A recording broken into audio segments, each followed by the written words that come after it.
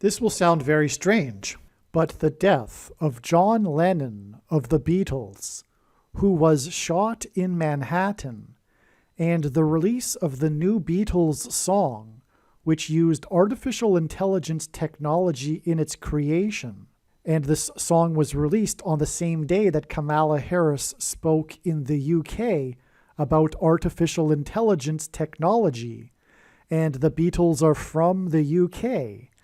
And in the song, Paul McCartney plays tribute to George Harrison by playing a slide guitar, is all part of a prophecy from the righteous Christian God of the Bible that is predicting that Kamala Harris will die in a plane crash on March 27th, 2024.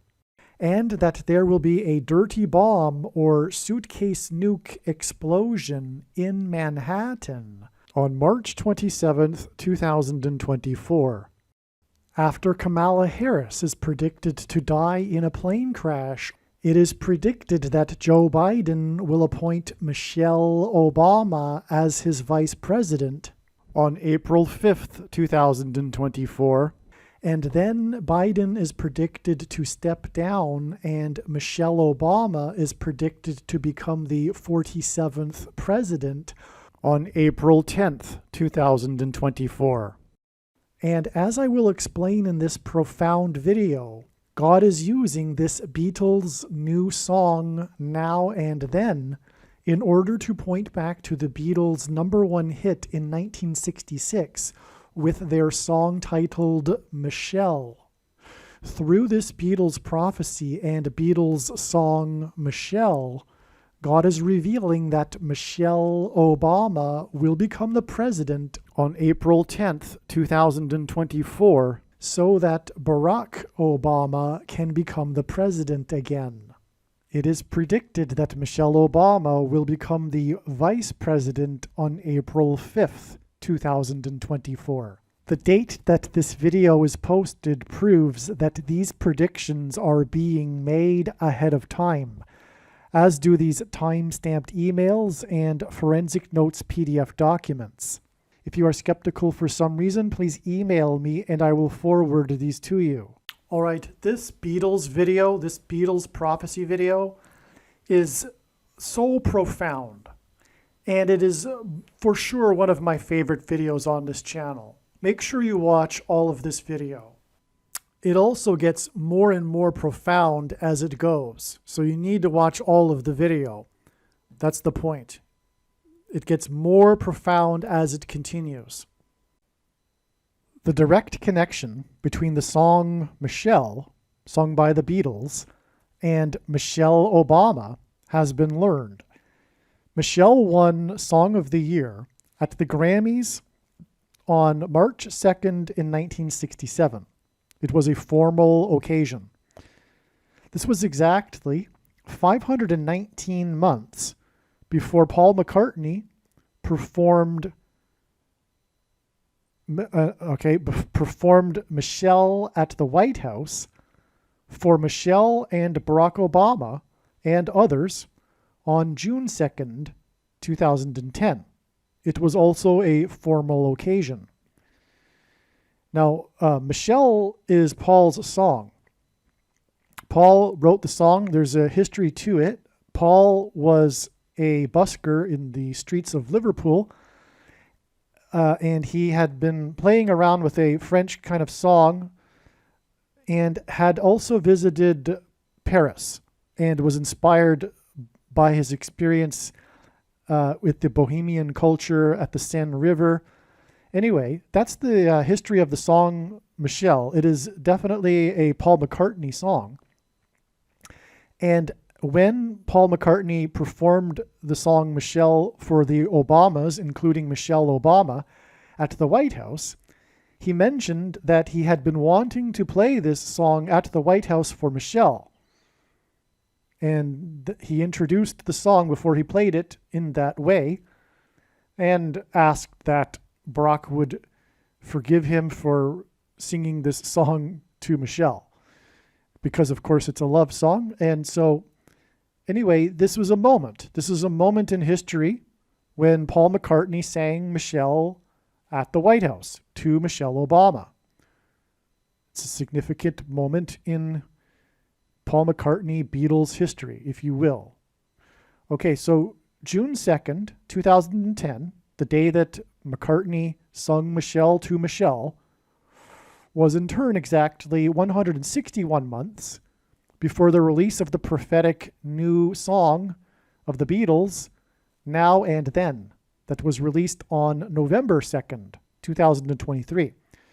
I'm going to be talking about this prophetic sign and this song in this video. This is just an introduction here. Okay, so this 519 months and 161 months connections are amazing. So again, from the day that the song Michelle won Song of the Year at the ceremony at the Grammys, it is 519 months to Paul McCartney in a formal occasion at the White House singing Michelle. And then in turn, it is 161 months from McCartney singing the song Michelle to the prophetic new song that was released. All of these dates are the seconds of months, and so these are exact connections. This is how God's big picture of signs, patterns, and connections works. Okay, so why is this relevant? Why is 519 months and 161 months amazing? Why is it relevant? 519 is the 161st semi-prime number. And God uses semi-prime numbers for his signs and connections. A semi-prime number is a number that is only divisible by two other prime numbers. Okay? And God's true big picture of signs, patterns, and connections works is being explained on this channel, and I know that God uses semi-prime numbers, and this will be an example of a proof of that. Okay, so we have these two connections, and they are both hinting at the number 161, because 519 is the 161st semi-prime number, and the other connection is 161 months. So from the Michelle honor at the Grammys, it is 161st semi-prime months, if you will, to June 2nd, 2010, and the White House occasion, and then 161 months to November 2nd, 2023. The new Beatles song, which is a very amazing prophetic sign, which will be explained in a minute. 161 is the 54th semi-prime number. So all of this is pointing to actually this, the 54th semi-prime number. Because God is using this number 54 in his signs, it's very important. It hints at the 54th Massachusetts Regiment and the Antichrist, right? This is explained in other videos, including the must-watch, one of the most important videos on this channel, the 54th Massachusetts video. But the 54th Massachusetts story, the theme of this is slavery and freedom. It was the first black regiment in the Civil War, and also they were oppressed officially by Washington, D.C., policy to not be paid the equivalent amount of money per month that the other white Northern Union soldiers were being paid. This is all hinting at the Antichrist and the use of digital currency to oppress those that dissent and refuse to take the mark of the Antichrist through restricting them from being able to buy and sell food with the digital currency. But that is all explained in other videos. But the point is that that is the significance of the number 54. Okay? 54 also hints at the date Michelle is predicted to be appointed the vice president, which will lead to Barack Obama, the Antichrist, becoming the president. And that's the point. That's why God is pointing to Michelle, and why Michelle will become the president. It's because it's all about Barack, who will become the president as a result of her becoming the president. Well, anyway, this number 54 hints at the date that Michelle is predicted to be appointed the vice president on the date 4/5. 4/5, April 5th, is written as 5/4 in the UK, where the Beatles are from, and where Kamala Harris was where she was on the day that the new Beatles song was released. She was there for an AI Global Summit, Artificial Intelligence, and the new song is known for having used AI, artificial intelligence, in its production. There's more to that I'll explain in a minute, okay? So the point is, though, is that the date for 5 in the rest of the world outside of the US is written as 5-4, including in the UK, and that's important and relevant here because we're talking about the Beatles. And also Michelle Obama, who was in the UK at the time of the Beatles' prophetic sign. Okay. In 1999, BMI, I don't know what that stands for, but it's significant in the music industry, listed Michelle, the song, as the 42nd most performed song of the 20th century. Okay? In Bible prophecy, the number 42 is associated with the Antichrist. Paul performed, he's, the 42nd most performed song. He did it, he wrote it, but he also performed it. That's the point. He performed it, the song Michelle, to Michelle at the White House. Okay? From the new Beatles prophetic song release on November 2nd, 2023, it is 42% of a year to the date that it's predicted that Michelle will be appointed the vice president. Okay, and that's why Paul McCartney sang the 42nd most performed song to Michelle. Because from McCartney's new song that was released in November 2023, it is 42% of a year to the date that Michelle is predicted to become the vice president. More precisely, it is 42.47% of a year, and Michelle is predicted to become the 47th president 5 days later, when it is predicted that Joe Biden will step down. This 42% of a year is 155 days, and 155 is the 51st semi-prime number. Michelle is predicted to appoint the Antichrist, symbolized by the number 42, as the 51st vice president. Right? Once she becomes the president, she will appoint Barack Obama as her vice president, and then she will step down. The Antichrist was sitting next to Michelle when Paul performed Michelle at the White House. All right. On November 2nd, the Beatles released a new song. It was a song that apparently John Lennon had been working on before he died. And with the help of, new technology, including AI, they were able to make a new song with all 4 of them involved. All 4 of the Beatles, John Lennon, Paul McCartney, Ringo Starr, and George Harrison, contribute to this new song that was released on November 2nd. And as I will explain, this was a prophetic sign from God that is revealing the date that there will be a bomb, a suitcase nuke, or a dirty bomb explosion in Manhattan on February 3rd, 2024. And also, the release of this song is revealing that Kamala Harris is predicted to die in a plane crash, also on February 3rd, 2024. And I will explain how this song reveals that in a second. But before I begin, I just want to add that it isn't surprising that God would use the Beatles in a prophetic sign at this late stage. The Beatles represent a lot. And one thing that they represent is the baby boomer generation. And God is not, the end times are happening now because the baby boomer generation is about to exit the stage. The baby boomer generation is not going to exit the stage without the end times happening before then. The baby boomers are starting to reach the age where they are beginning to disappear, to die, but that's only just begun. And the vast majority, of course, of baby boomers are still alive, but they are in their last phase of life. But them and their cultural revolution in the 1960s and 70s radically changed American society and culture. It's not their fault. They're part of a movement that preceded them, etc. However, what I'm saying is that this narcissistic generation, the ideological generation that is currently at a civil war with itself, broken into two camps.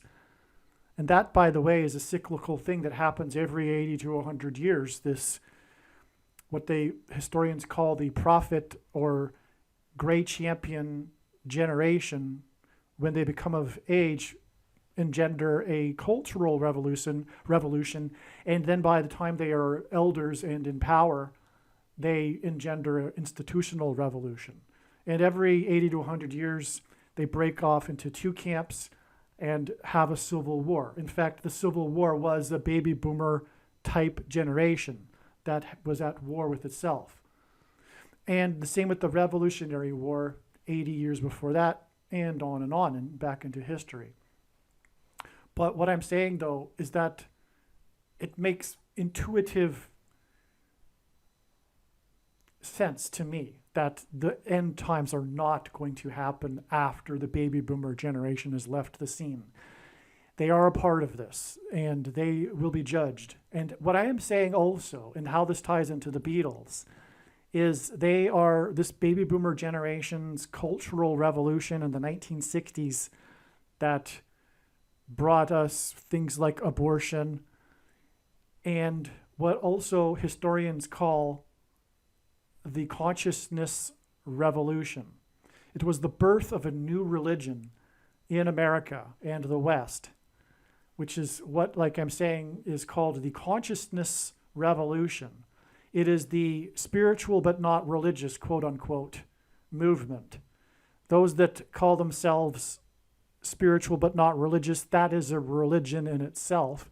And another name that people have called it in the past, and currently still do to a degree, is the New Age religion, the New Age movement, or the new spirituality is another term or another name for it.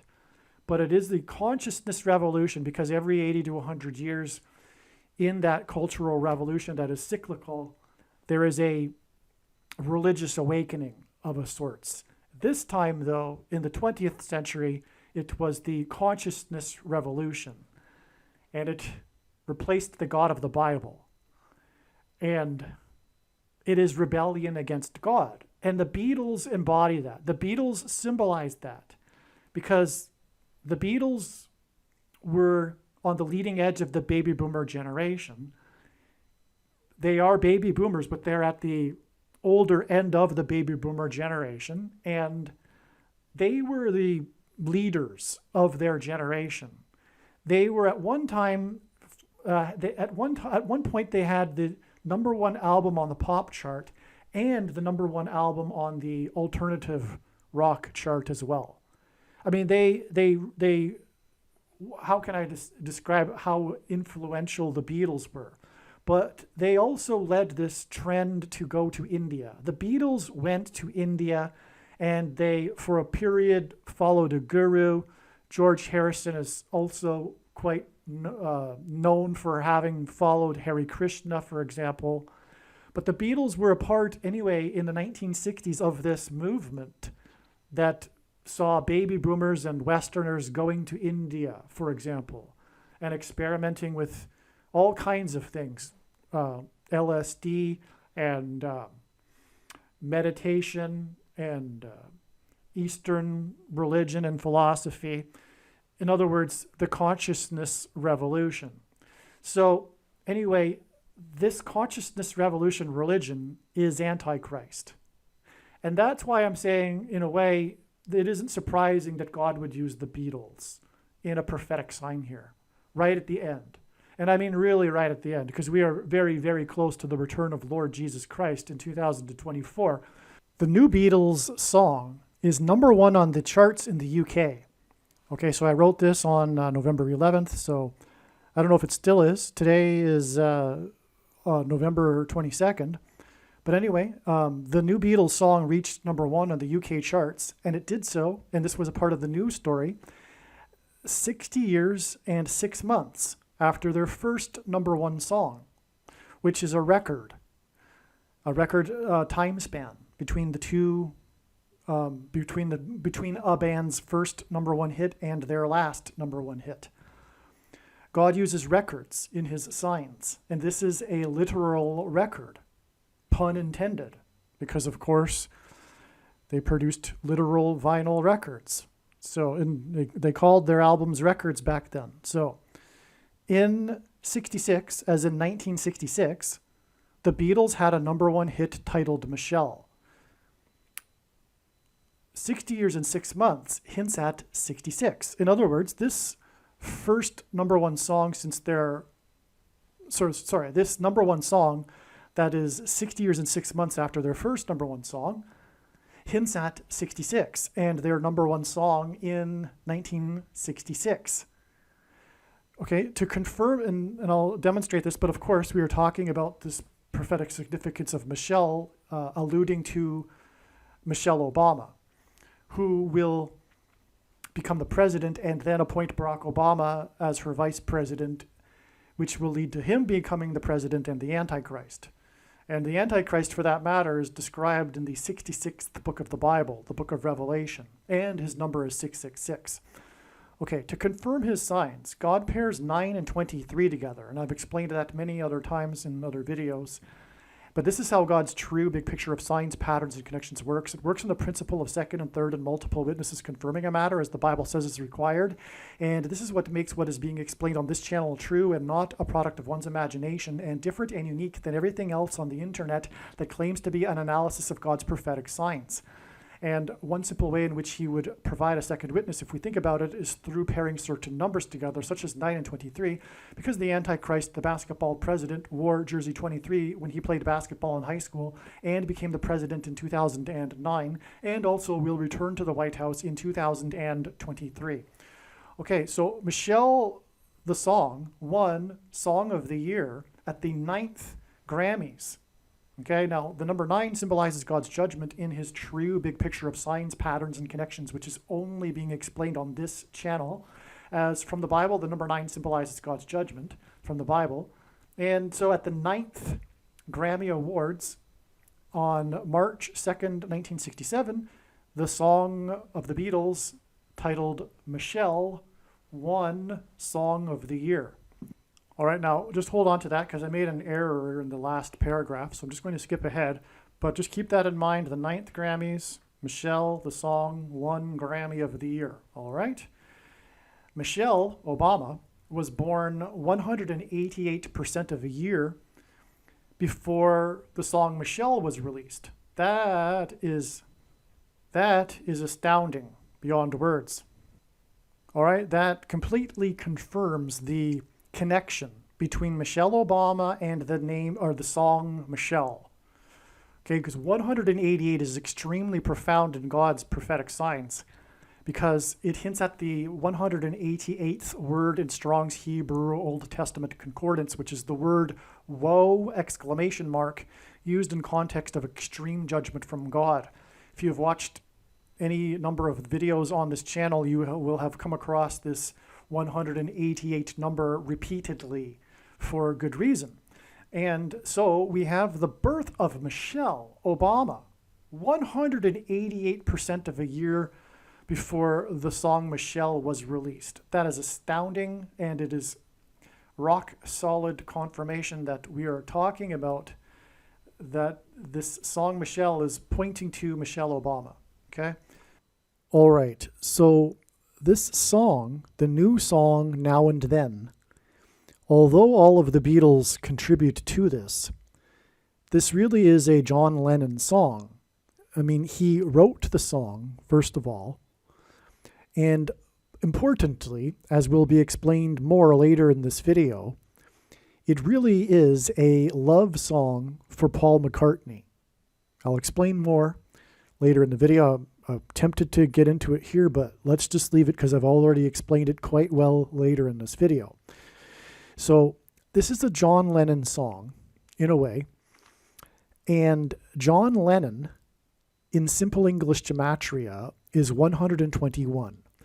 And if you don't know what gematria is, Hebrew, Roman, and Greek letters are also numbers, and as such, names and words can be converted into a numeric value, which is called gematria.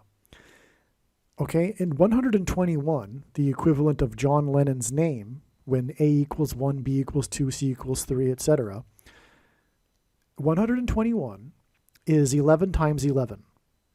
It is 11 to the power of 2. And that is what's hinted at with the date that the song was released. This John Lennon song was released on November 2nd, which hints at 11 to the power of 2. This 11 to the power of 2, and also 11 times 11, is 9/11 symbolism. The big warning of judgment from God for America to repent, or else destruction and judgment, was the 9/11 events. And on 9/11, it was Flight 11 with a crew of 11 people that flew into the Twin Towers that looked like a giant 11 in New York State, the 11th state to join the Union, in New York City, which is made up of 11 letters. And this is because Jesus coined the phrase the 11th hour, which in ancient Israel referred to the last hour of daylight before darkness, and in English is an idiom that means last chance. Time is running out, as in last chance for America to repent and turn back to God before judgment destruction. And 11 to the power of 2, or the date 11/2 itself, hints at the two planes that struck the two towers that looked like a giant 11. Each of the towers consisted of 110 floors, which also hints at the number 11. And so, this is why John Lennon's name, and John Lennon died in Manhattan, where the 9/11 events took place. His name is 11 to the power of 2 in gematria. His song was released on 11/2, and as I just explained, this since that's the two planes that struck the two towers that looked like a giant 11, that were 110 stories high, which hints at 11. So, this is all 9/11 symbolism. Now, to confirm God's signs, patterns, and connections, he pairs certain numbers together. This is how his true big picture of signs, patterns, and connections works, which is only being explained on this channel. It works on the principle of second and third and multiple witnesses confirming a matter, as the Bible says is required, and this is what makes what is being explained on this channel true and not a product of one's imagination, and different and unique than everything else on the internet that claims to be an analysis of God's prophetic signs. And if we think about it, one simple way in which he would provide a second witness for us is through pairing certain numbers together, such as 9 and 110, or for that matter, 9 and 11. And the reason why I know this is because I've been studying God's big picture of signs, patterns, and connections from morning until night, more than full-time hours, for 6 years. Okay, and so, I mean, that's not so much of a stretch anyway. I think most people can see that immediately, that God would pair 9 and 11. But he also pairs 9 and 110 for this same reason. And I'm tempted to play a short clip explaining this, but it's been explained many other times in other videos, so I think I'll just leave it, and you'll take my word for it this time. Well, actually, it's pretty important, and I think that will really drive home the significance of the connection. So I'm just going to take a pause and briefly play a short clip, just a couple of minutes, a few minutes, that explains why and how God pairs 9 and 110 together. And I'll be right back. And if you've seen the clip before and you know that God pairs 9 and 110 together, sorry to be redundant, you can skip ahead 7 minutes. Jesus' official arrival into Jerusalem and first coming was on the 10th day of the first month in the Hebrew calendar. This is 110, and this hints at the number 110. In the book of Joshua, the date on which the Hebrews crossed over the Jordan River and officially entered the Promised Land was also on the 10th day of the first month, which is 110 and hints at the number 110. Jesus' first coming is symbolized by the number 110. This is why on 9/11, the two towers that collapsed were each 110 stories high. The collapse of two towers that were 110 floors was symbolism for Jesus' second coming. In the book of Joshua in the Bible, Joshua died at the age of 110. Joshua led the Hebrews around the security walls of the ancient city of Jericho before they collapsed in judgment. On 9/11, the Twin Towers, which were 110 stories high, collapsed, engendering a small earthquake that cracked the foundation of Federal Hall, where George Washington was inaugurated, on Wall Street. President George Washington was a founding father, and his inauguration as the first president was a symbolic founding of the nation.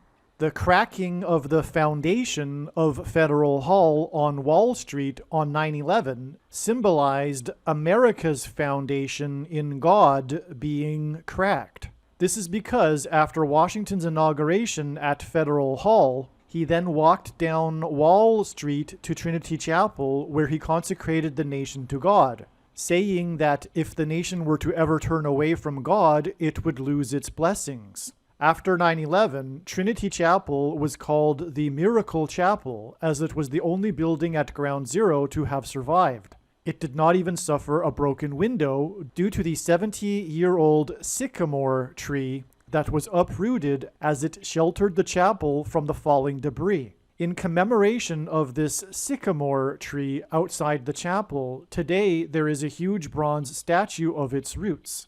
In other words, through the 9/11 events, God was pointing to Trinity Chapel and Washington's covenantal consecration of the nation to God at Trinity Chapel. Wall Street is named after the original 9-foot-high wall of security that the Dutch built to keep the British and the Indians out. The collapse of 110 floors that cracked the foundation of Federal Hall on Wall Street, which is named after a 9-foot-high security wall, hints at 9/11 and points to Joshua, who died at 110, and the Hebrews that marched around the walls of security before they collapsed in judgment. 110 floors and the 9-foot-high wall of security that was Wall Street points to George Washington's march down Wall Street to Trinity Chapel that symbolized a covenantal relationship between America and God. To this effect, Washington's march down Wall Street with the New York Stock Exchange, the building that symbolizes America's financial strength, located on one side of the street, and Federal Hall, the building that symbolizes America's governmental and institutional strength on the other side, also pointed to the cutting rights ritual practiced in ancient Israel that was used in Abraham's and God's ritual walk in their covenant that is described in Genesis 15. A covenant that symbolizes Washington's walk down Wall Street and his covenantal consecration of the nation to God at Trinity Chapel. There are only two nations in the history of the world that were founded not on ethnicity or territory or language, but were founded solely for God, Israel and America. In every daily Bible that is divided into 365 readings, a portion of the Bible for each day of the year, on every September 11th, Everyone that reads this standard 365-day Bible reads the passage in the book of Isaiah, chapter 9, verse 11, which is the judgment warning on ancient Israel, which was a raid on ancient Israel by the world's first recorded terrorists, the ancient Assyrians. And the terrorists on 9/11 were from the same part of the world. The Assyrians raided the northern kingdom of Israel first, and then later the southern kingdom of Judah was destroyed, which is why the terrorists on 9/11 hit the North Tower first, followed 17 minutes later by the South Tower. And this Isaiah 9:11 passage includes a mention of collapsed buildings and uprooted sycamore trees.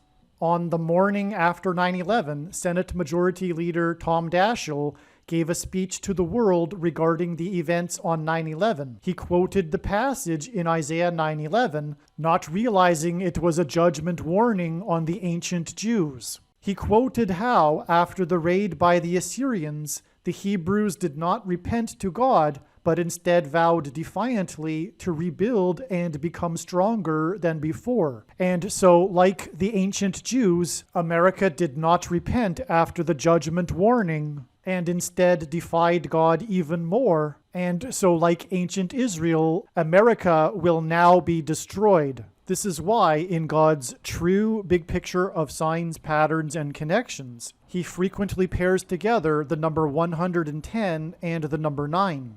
Both of these numbers symbolize God's judgment on the nation, and paired together, these numbers point to the big judgment warning that was 9/11. As well, these numbers paired together in God's signs and connections serve as a witness confirmation that the perceived signs and connections are from God. After the judgment warning of 9/11, America was given a period of grace to repent and turn back to God, or else judgment destruction.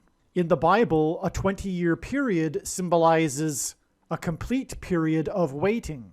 Jacob waited 20 years to get possession of his wives and property. The children of Israel waited 20 years to be freed of Jabin, the king of Canaan, when they were freed from bondage by Deborah and Barak. The Ark of the Covenant waited 20 years in Kiriath-Jearim, and Solomon spent 20 years building his home and the house of God. On the 20th anniversary of the buildings that collapsed on 9/11 was the sudden collapse of America's presence in Afghanistan, and the iconic scene of this was the U.S. Air Force plane leaving the airport in Afghanistan, and the big number on the side of its plane is 1109, which hints at 110 and 9. All right, now I'm going to tie it all together.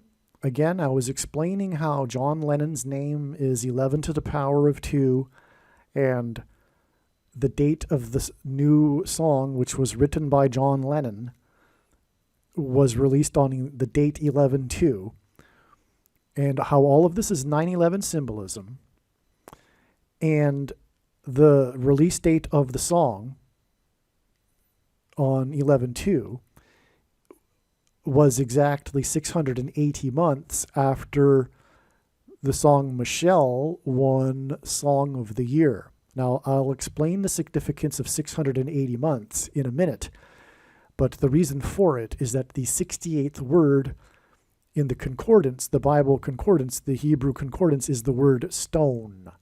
And that connects us with the new Rolling Stones album that was released just 13 days prior to the release of the new Beatles song. Quite the coincidence that the media picked up on, and isn't a coincidence, it is designed by God, as I will explain. But anyway, we have, in other words, a connection from the release of the, or rather from the win of the song Michelle at the 9th Grammy Awards, the 9th annual Grammy Awards. We have this connection, which is confirmed because of the significance of the Rolling Stones, which I will explain in a minute. Okay, and it was the 9th Grammys, which is why, from the release of the new song on 11/2, which is 9/11 symbolism, it is 110 days to the date it is predicted that Michelle Obama will become the president. By that time, which will be February 20th, she will have already been appointed vice president after the predicted death of Kamala Harris on February 3rd, 2024, which this release of the song is also hinting at. Because on the day of the release of the song, which used AI in its production, Kamala Harris was in the UK, which is where the Beatles are from, for a conference on AI. Furthermore, speaking of the Beatles being from the UK, they are synonymous with what is called the British invasion, but that is symbolism for the destruction and invasion of the enemy into America. That's another reason for this connection to the UK and the Beatles and Kamala Harris in the UK at the time of the release of the song. She will be replaced by Michelle Obama. That is what is hinted at with the song. Furthermore, in the song, Paul McCartney plays tribute to George Harrison, with his use of the slide guitar. Okay, so we have all of this being communicated here. It's very straightforward, actually. Oh, and the Rolling Stones' new album was released on Kamala Harris's birthday, just days before the release of the new Beatles song, when she was in the UK for AI, and the song is using AI, and the Beatles are from the UK. Okay, so you can see where I'm going here. In other words, from the win of the song Michelle in 1966, this Michelle song connects with a solid confirmation, a solid connection to the release of the new Beatles song, which connects in turn with 110 days to the day that Michelle will become the president. So from the 9th Grammys and the win of Michelle, we have a 110 days connection in a very straightforward pattern or trail of signs. Right? 9th win for Michelle, 680 months, which hints at the Rolling Stones, to the release of the new song, and then 110 days. And that 110 days gets us to February 20th, which hints at 220. On 9/11, there were 2 towers that were 110 stories high that collapsed in God's judgment, and 2 times 110 is 220. In other words, that's more 9/11 symbolism. So the 9th Grammys and the 110 days gets us to the date February 20th, which hints at 2 times 110, 9/11 symbolism. And the writer of the song, the composer of the song, John Lennon, his name itself also hints at 9/11 because his name is 11 to the power of 2. Or even 11 times 11, Flight 11 with a crew of 11 people that struck the North Tower, etc.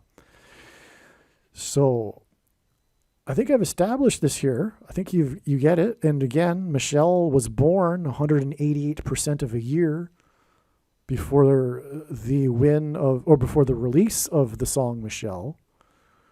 188, by the way, is also a 9/11 number. 9/11 was exactly 188 years before the only other time a foreign enemy attacked the nation's capital.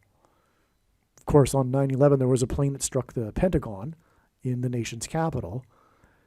188 years exactly before that, on 9/11 in 1813, was the day that the British landed at Washington's Mount Vernon estate and then proceeded to burn down the White House and the Capitol building before being chased out of Washington, D.C. on the same day by a hurricane designed by God.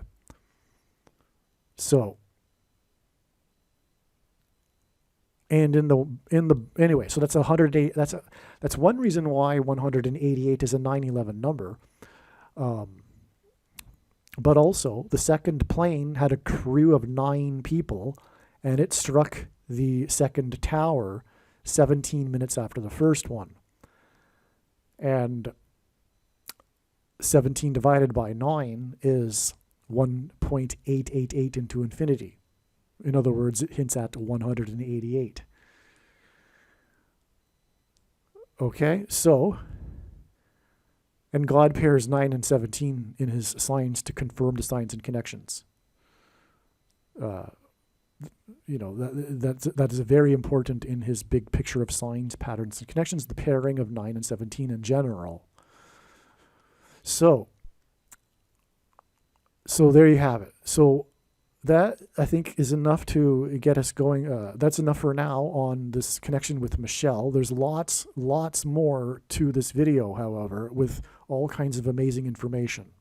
Another connection is, speaking of Kamala Harris and her predicted plane crash, which is predicted to be on February 3rd, 17 days before Michelle Obama will become the president. February 3rd, the date 2-3, hints at the number 23. And God pairs 9 and 23 together, big time, to confirm his signs, patterns, and connections. I won't play the clip explaining that. That's been explained many other times in other videos. But essentially, the basketball president who wore jersey 23 in high school became the president in 2009. Well, from the release of the song, the new Beatles song, which used AI, on the same day that Kamala Harris was in the UK for an AI summit, from that date, it is 93 days, which hints at 3 9s, to the date 2-3, which hints at 23. So, the reason why the number 9 and 3 9s in 93 is because God frequently repeats a number 3 times for emphasis of its symbolic meaning. And the number 9 is the most important number in God's true big picture of signs, patterns, and connections, which is only being explained on this channel. As from the Bible, the number 9 symbolizes God's judgment. And this is why, for example, the sun is 93 million miles away from Earth. It is the sun that will erupt with a solar flare, predicted to be on February 22nd, that will knock out the nation's power grid. It will be the follow-up judgment, if you will, to the 9/11 events that was the warning for the collapse of America's divine protection and security. So, anyway, the point is that 93 hints at 3 9s. Which connects between the Harris's day in the UK for AI, on the day that the release of the song that used AI from the Beatles, who are from the UK, to the date it is predicted that Kamala Harris will die in a plane crash on 2-3, which hints at 23, which makes it a pairing of 9 and 23, which confirms the signs and connections.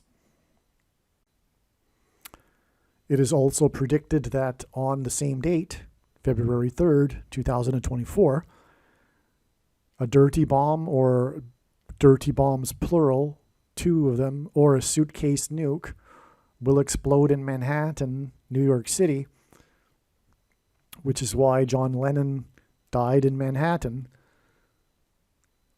and there will be a mass evacuation.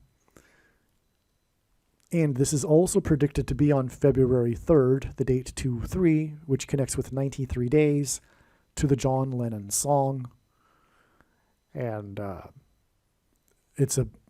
there's lots more to this too, which I'll explain later in this video. However, this is a new revelation, the date that the bombs are expected to explode in Manhattan. So keep this in mind as you watch later. But as I will explain, this is all connected to the Rolling Stones and their last album, A Bigger Bang, which is a hint at the bang in Manhattan, which is why they had the release party for their new song in Manhattan, but also the bigger bang, which will be the bang from the sun that will knock out the nation's power grid. But now you know, because when I originally recorded this, it was in November, and the date 2/3 for these predictions wasn't known at that time. And so now more light has come into place and more understanding has come to be. And so you'll see now how this all fits. Just remember that the date 11/2 connects with the 93 days to the date 2/3. And again, that's why John Lennon is known for being someone in Manhattan and why he died in Manhattan, etc. So, all right, the song was written by John Lennon. And if you know the history of this new Beatles song, it's quite something. I'll explain it more later in this video, actually. But anyway, John Lennon wrote it, from what I understand, in 1978, shortly before he died. Anyway, there's huge prophetic significance in this, in that, and the demo, he's actually singing in the song, because he made a demo, and with the artificial intelligence technology, they were able to isolate his voice from the piano, and they were able to use his voice in the song, and this is what made the song possible, the new AI technology. Okay, now, God uses gematria. If you don't know what that is, Roman, Greek, and Hebrew letters are also numbers, and as such, names and words can be converted into a numeric value. And in gematria, the name John Lennon is equal to 726. All right? And that is astounding because, as I mentioned earlier, this song, this new Beatles song, was released 60 years and 6 months. It became number one. It reached number one, a record 60 years and 6 months after their first ever number one song. And of course, the Beatles are known for their number one songs. I mean, that's the Beatles. So this is very symbolically significant in itself as well, because we are talking about the Beatles, the number one song band. They are the band that produced nonstop consecutive number one songs. Okay, so it's 60 years and 6 months after their first ever number one song, this new song that reached number one, and 60 years and 6 months is 726 months, and John Lennon's name equals 726. The reason why that is also astounding beyond words is because this is a number that God uses in his signs, because of the 726th word in Strong's Greek New Testament Concordance, which is the word that means rapture. And if you don't know what that is, in Christianity, it is its most preposterous idea. However, it says in Bible prophecy that God's faithful will be rescued, taken to heaven, instantly disappear, to avoid the severe persecution from the Antichrist, and then will return with Lord Jesus Christ at his second coming, and rule with him in the 1,000 years of peace, in the Messianic age. Okay, so that's the significance of 726. Which is the equivalent of 60 years and 6 months, 726 months. And this gets us to the John Lennon song, and it is all about John Lennon and how he recorded this demo that made this song possible. And John Lennon's name in gematria equals 726. It is through the death of Kamala Harris in a plane crash that the Antichrist will rise to power through her replacement. And this is why on the day of the release of the song, the Beatles' new song, Kamala Harris was in the UK on a trip, and the Beatles are from the UK, and they are all about being from the UK, as it is about the British invasion, right? That's what they termed it. The Beatles led this British invasion of UK pop groups that topped the charts in the US. So the Beatles are quite synonymous with being from the UK. In the song, Paul McCartney paid tribute to George Harrison with a slide guitar, which is deeper than just what it sounds, because George Harrison played the slide guitar, but he didn't play the slide guitar with the Beatles. But also, this is significant because it is known that there was some criticism during their time together from McCartney to Harrison about, or rather, I think from what I understand, there was some unappreciated instruction, excessive instruction from McCartney to Harrison regarding his guitar playing at a certain time. I'm not the expert on the Beatles, and from what I understand, the Beatles got along quite well, and they were good friends and goofed around and joked around all the time, including right up until the end. But they are known for this. McCartney is known for, anyway, so that's the point there. So it's the connection to Harrison, and which was ultimately connecting to Harris. Anyway, this song that pays tribute to Harrison was released on the same day that Kamala Harris, was in the UK for a global summit on artificial intelligence technology, a summit for AI. And the song was made possible due to AI technology. It is astounding. All right? So clearly, and furthermore, the death of Kamala Harris will lead to her replacement with Michelle Obama. And the song Michelle reached number 1 in 1966, which is what 60 years and 6 months hints at. So the coming predicted explosions in Manhattan and subsequent evacuation from Manhattan Island is in turn symbolism for the coming evacuation of God's faithful in what is called the rapture.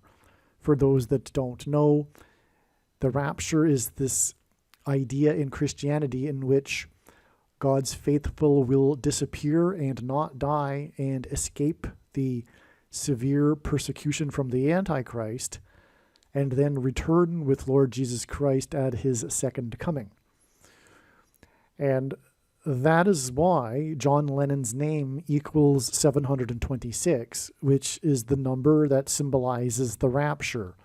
And the reason for this connection between John Lennon and the evacuation from Manhattan Island. Furthermore, the song Michelle has lyrics in French. The song was inspired by the bohemian Parisian left bank culture. Michelle Obama was on the Seine River in Paris during the Notre Dame Cathedral fire on April 15th, 2019. On a personal note, I handed out warning flyers on the left bank, flyers warning of what's coming, the end times, etc., and a lot of important information. And I handed these out on the left bank of the Parisian River, the Seine River, and also inside the Notre Dame Cathedral, incognito. Okay, it took 9 hours to put out the fire. The song Michelle won Song of the Year at the 9th Grammys. Paul McCartney, was inspired by his faux French songs he would sing as a teenager while busking in Liverpool, UK. Michelle was on the Parisian River for a dinner cruise promoting her book Becoming, 3,666 days after her faux pas when she hugged the Queen in the UK. Okay, so did you get that?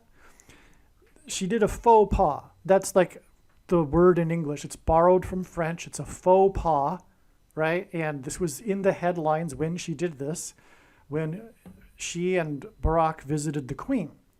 She did a faux pas. This was in the UK.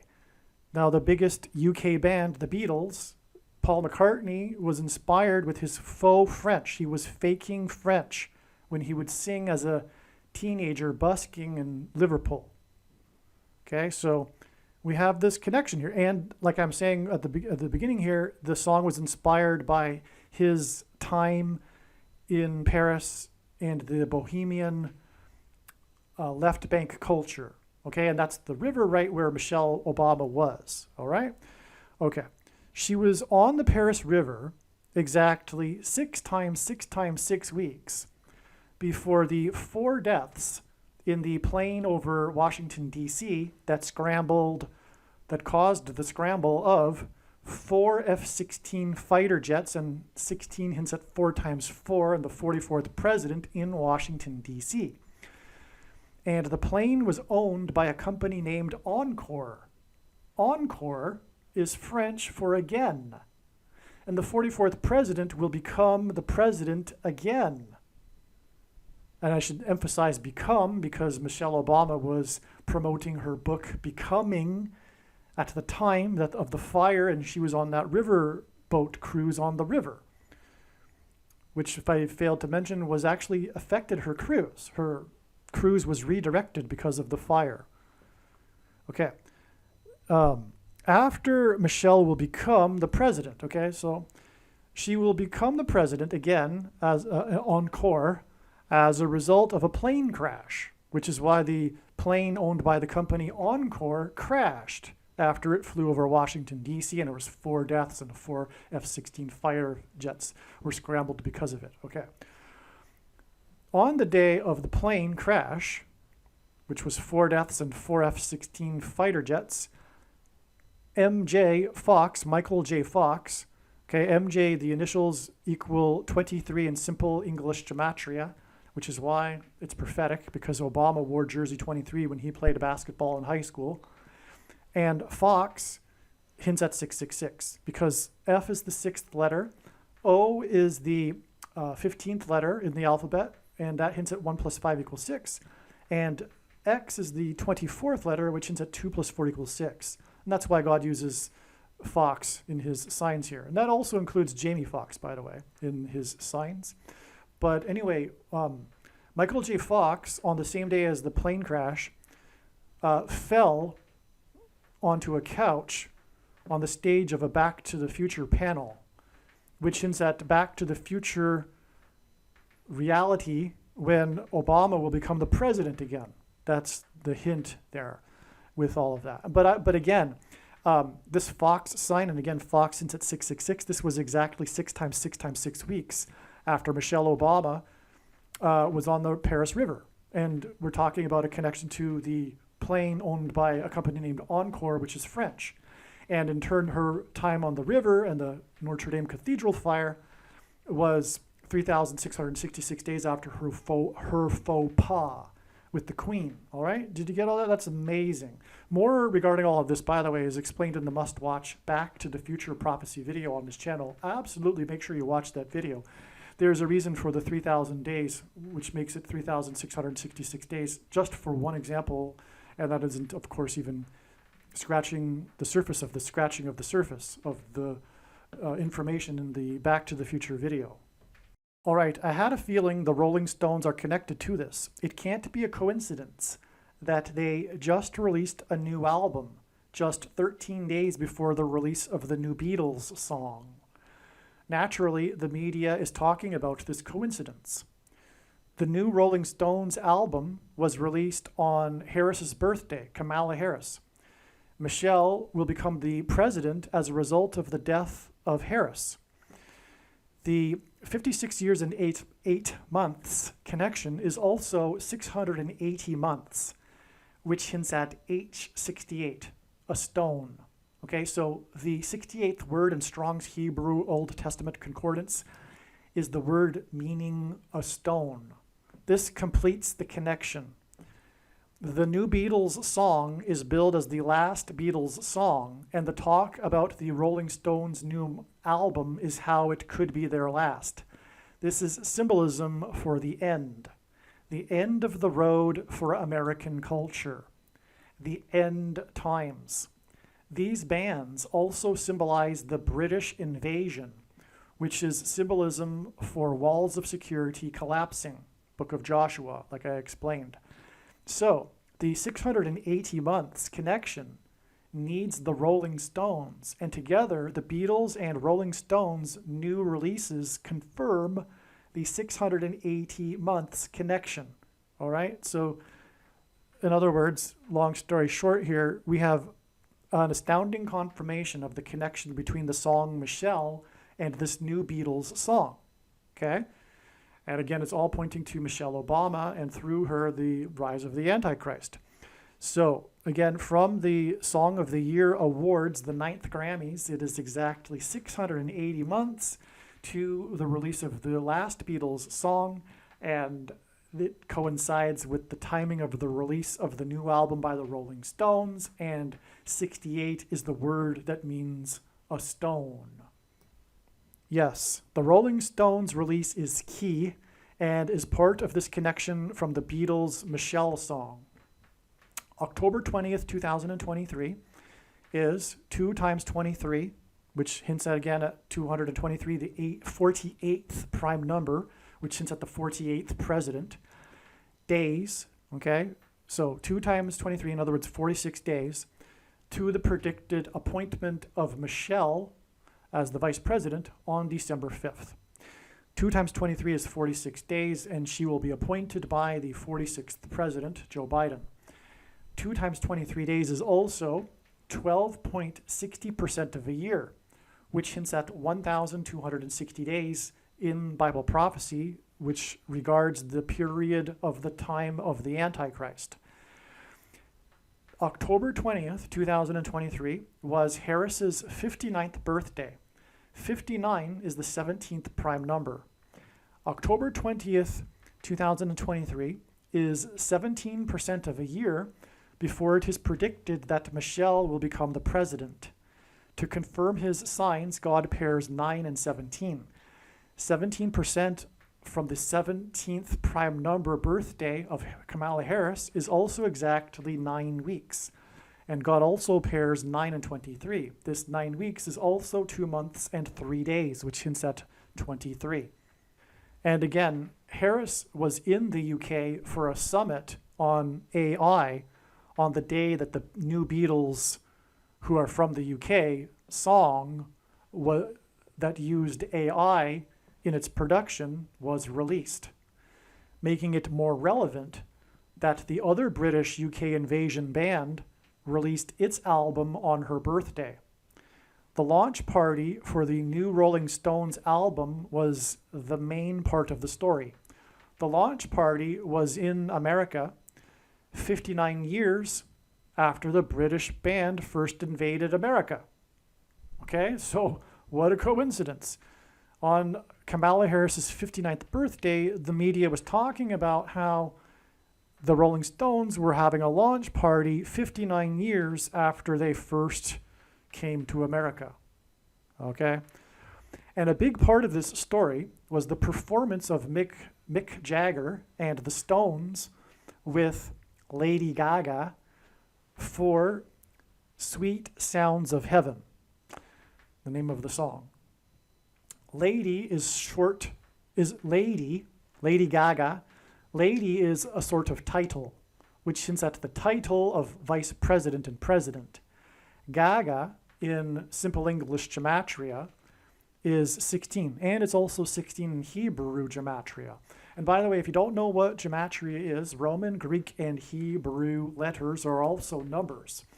And as such, names and words can be converted into a numeric value.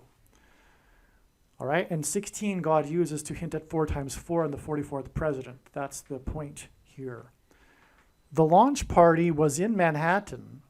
That's a typo. It's 44 days, not 4 times 4 days, before it is predicted that a dirty bomb or suitcase nuke will explode in Manhattan. The venue is named Racket. That's a typo as well. It's not racket as in a sports racket. The Stones and Lady Gaga made a racket at Racket and so will the explosion. That's the point, the prophetic symbolism.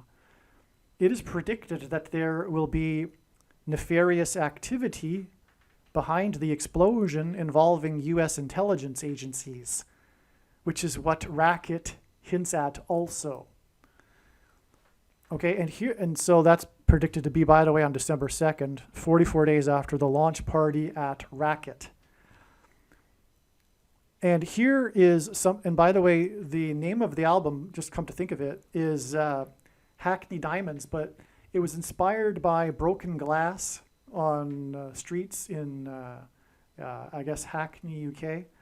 And so after a rowdy night or something like to that effect, whatever, right?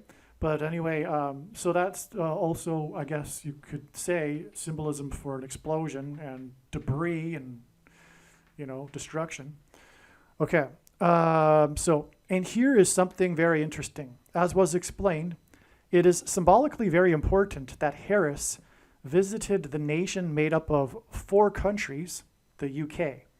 Her tweet and video about this visit to 4 countries for a summit was 3 sets of 7, as in British invasion, Joshua symbolism, right? Days after her visit to the Four Corners region of America for a talk on the day that the Middle East 4-party summit talk was canceled. It is predicted that the racket, that's all, by the way, explained more in the Gaza explosion video. It is predicted that the racket invasion of walls of security in Manhattan on December 2nd will be 4 days after Harris's predicted crash in a plane on November 28th. The Rolling Stones are known for having produced a number of songs that were inspired by the Vietnam War. The Stones' drummer, Charlie Watts, died on the day of Harris's visit to Vietnam on August 24, 2021. Her visit was delayed a few hours in Singapore, which is a name, by the way, that means Lion City, due to a report of someone in Hanoi having been targeted with the Havana Syndrome weapon. This hints at the targeting of Harris's plane by God and her crash in the area code 314, which hints at Isaiah 31:4, which speaks of a lion. Hence her delay in Lion City. Her Vietnam visit on the day of the Stones drummer the Stones drummer died was 8 + 8 + 8 months exactly. Okay, Jesus, by the way, is in Bible prophecy said to descend from the tribe of Judah, which is symbolized by the lion, all right? Okay, so, and the name Jesus in Greek, gematria, equals 888. Okay, so let's begin again. Her visit to Vietnam on the day of the Stones drummer's death was 8 + 8 + 8 months exactly, which is also 4 + 4 and then 4 + 4 and then 4 + 4 months, which hints at the 44th president, before the prophetic plane crash in a foreign country that was a result of war. The plane crash of the Russian general of the Wagner Group. The day of the death of the Stones, and by the way, that's extremely prophetic, but that's explained in another video. So when I'm writing this email, I'm talking to people that know what I'm already talking about, which makes it very difficult to, explain sometimes. I need to elaborate, but I can't. I can't go into any further the explanation for the Wagner Group and the 54th Massachusetts Regiment and on, right? That fought at Fort Wagner, etc. So the day it's explained in other videos. That's why. The day of the death of the Stones drummer and Harris's plane trip to Vietnam, okay, Stones made songs inspired by the Vietnam War, is exactly 110 plus 1 + 7 weeks before it is predicted, in other words, 118 weeks, before it is predicted that Harris will die in a plane crash. The reason why God uses 118 in this way is to hint at this, the 1117th word in Strong's Hebrew Old Testament Concordance, which is the word Bama, which in Hebrew means high place. Okay, and so let me backtrack again. The day of the death of the Stones drummer and Harris's plane trip to Vietnam, okay, is exactly 110 plus 1 plus 7 weeks, all right, and 110 is the book of Joshua symbolism, all right. Anyway, Harris will fall from a high place, flight 11, 17 minutes, 9:11. Okay, so I'm talking in code now to people that know what I'm talking about, okay? So what I mean here is one reason why God uses the number 1117 is the word Bama, and that also hints at 9/11, because on 9/11 it was flight 11 that struck the North Tower, and then 17 minutes later the world recognized that it wasn't an accident, but instead was terrorism when the second plane hit 17 minutes later. And so that's an 11 and 17 in a high place. And that's more reason for, anyway, what I'm talking about. So let's move on. The title of the new album, Hackney Diamonds, is said by Jagger to be a reference to broken glass from a car windshield during a rowdy night out. Hackney is the name of a city in the UK, and so the album's name would be a reference to broken glass in the streets of Hackney. The launch party for Hackney Diamonds was in Manhattan 44 days before it is predicted that there will be broken glass in the streets of Manhattan. On September 6th, 2023, the magazine Rolling Stone reported the Rolling Stones' announcement of their new album. The announcement of the new album was on the anniversary of the release of their last album, A Bigger Bang. It was the 18th anniversary.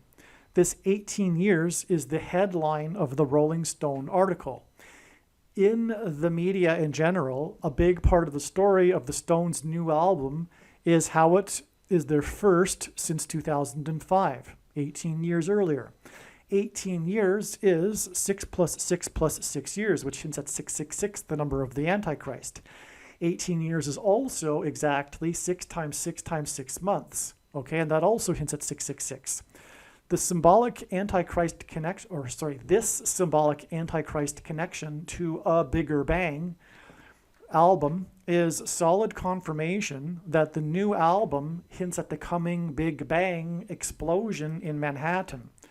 Therefore, the launch of the album at Racket in Manhattan is for the purpose of confirming the 44 days to the explosion in Manhattan. A Bigger Bang may also be a reference to how the coming explosion will be more destructive than 9/11.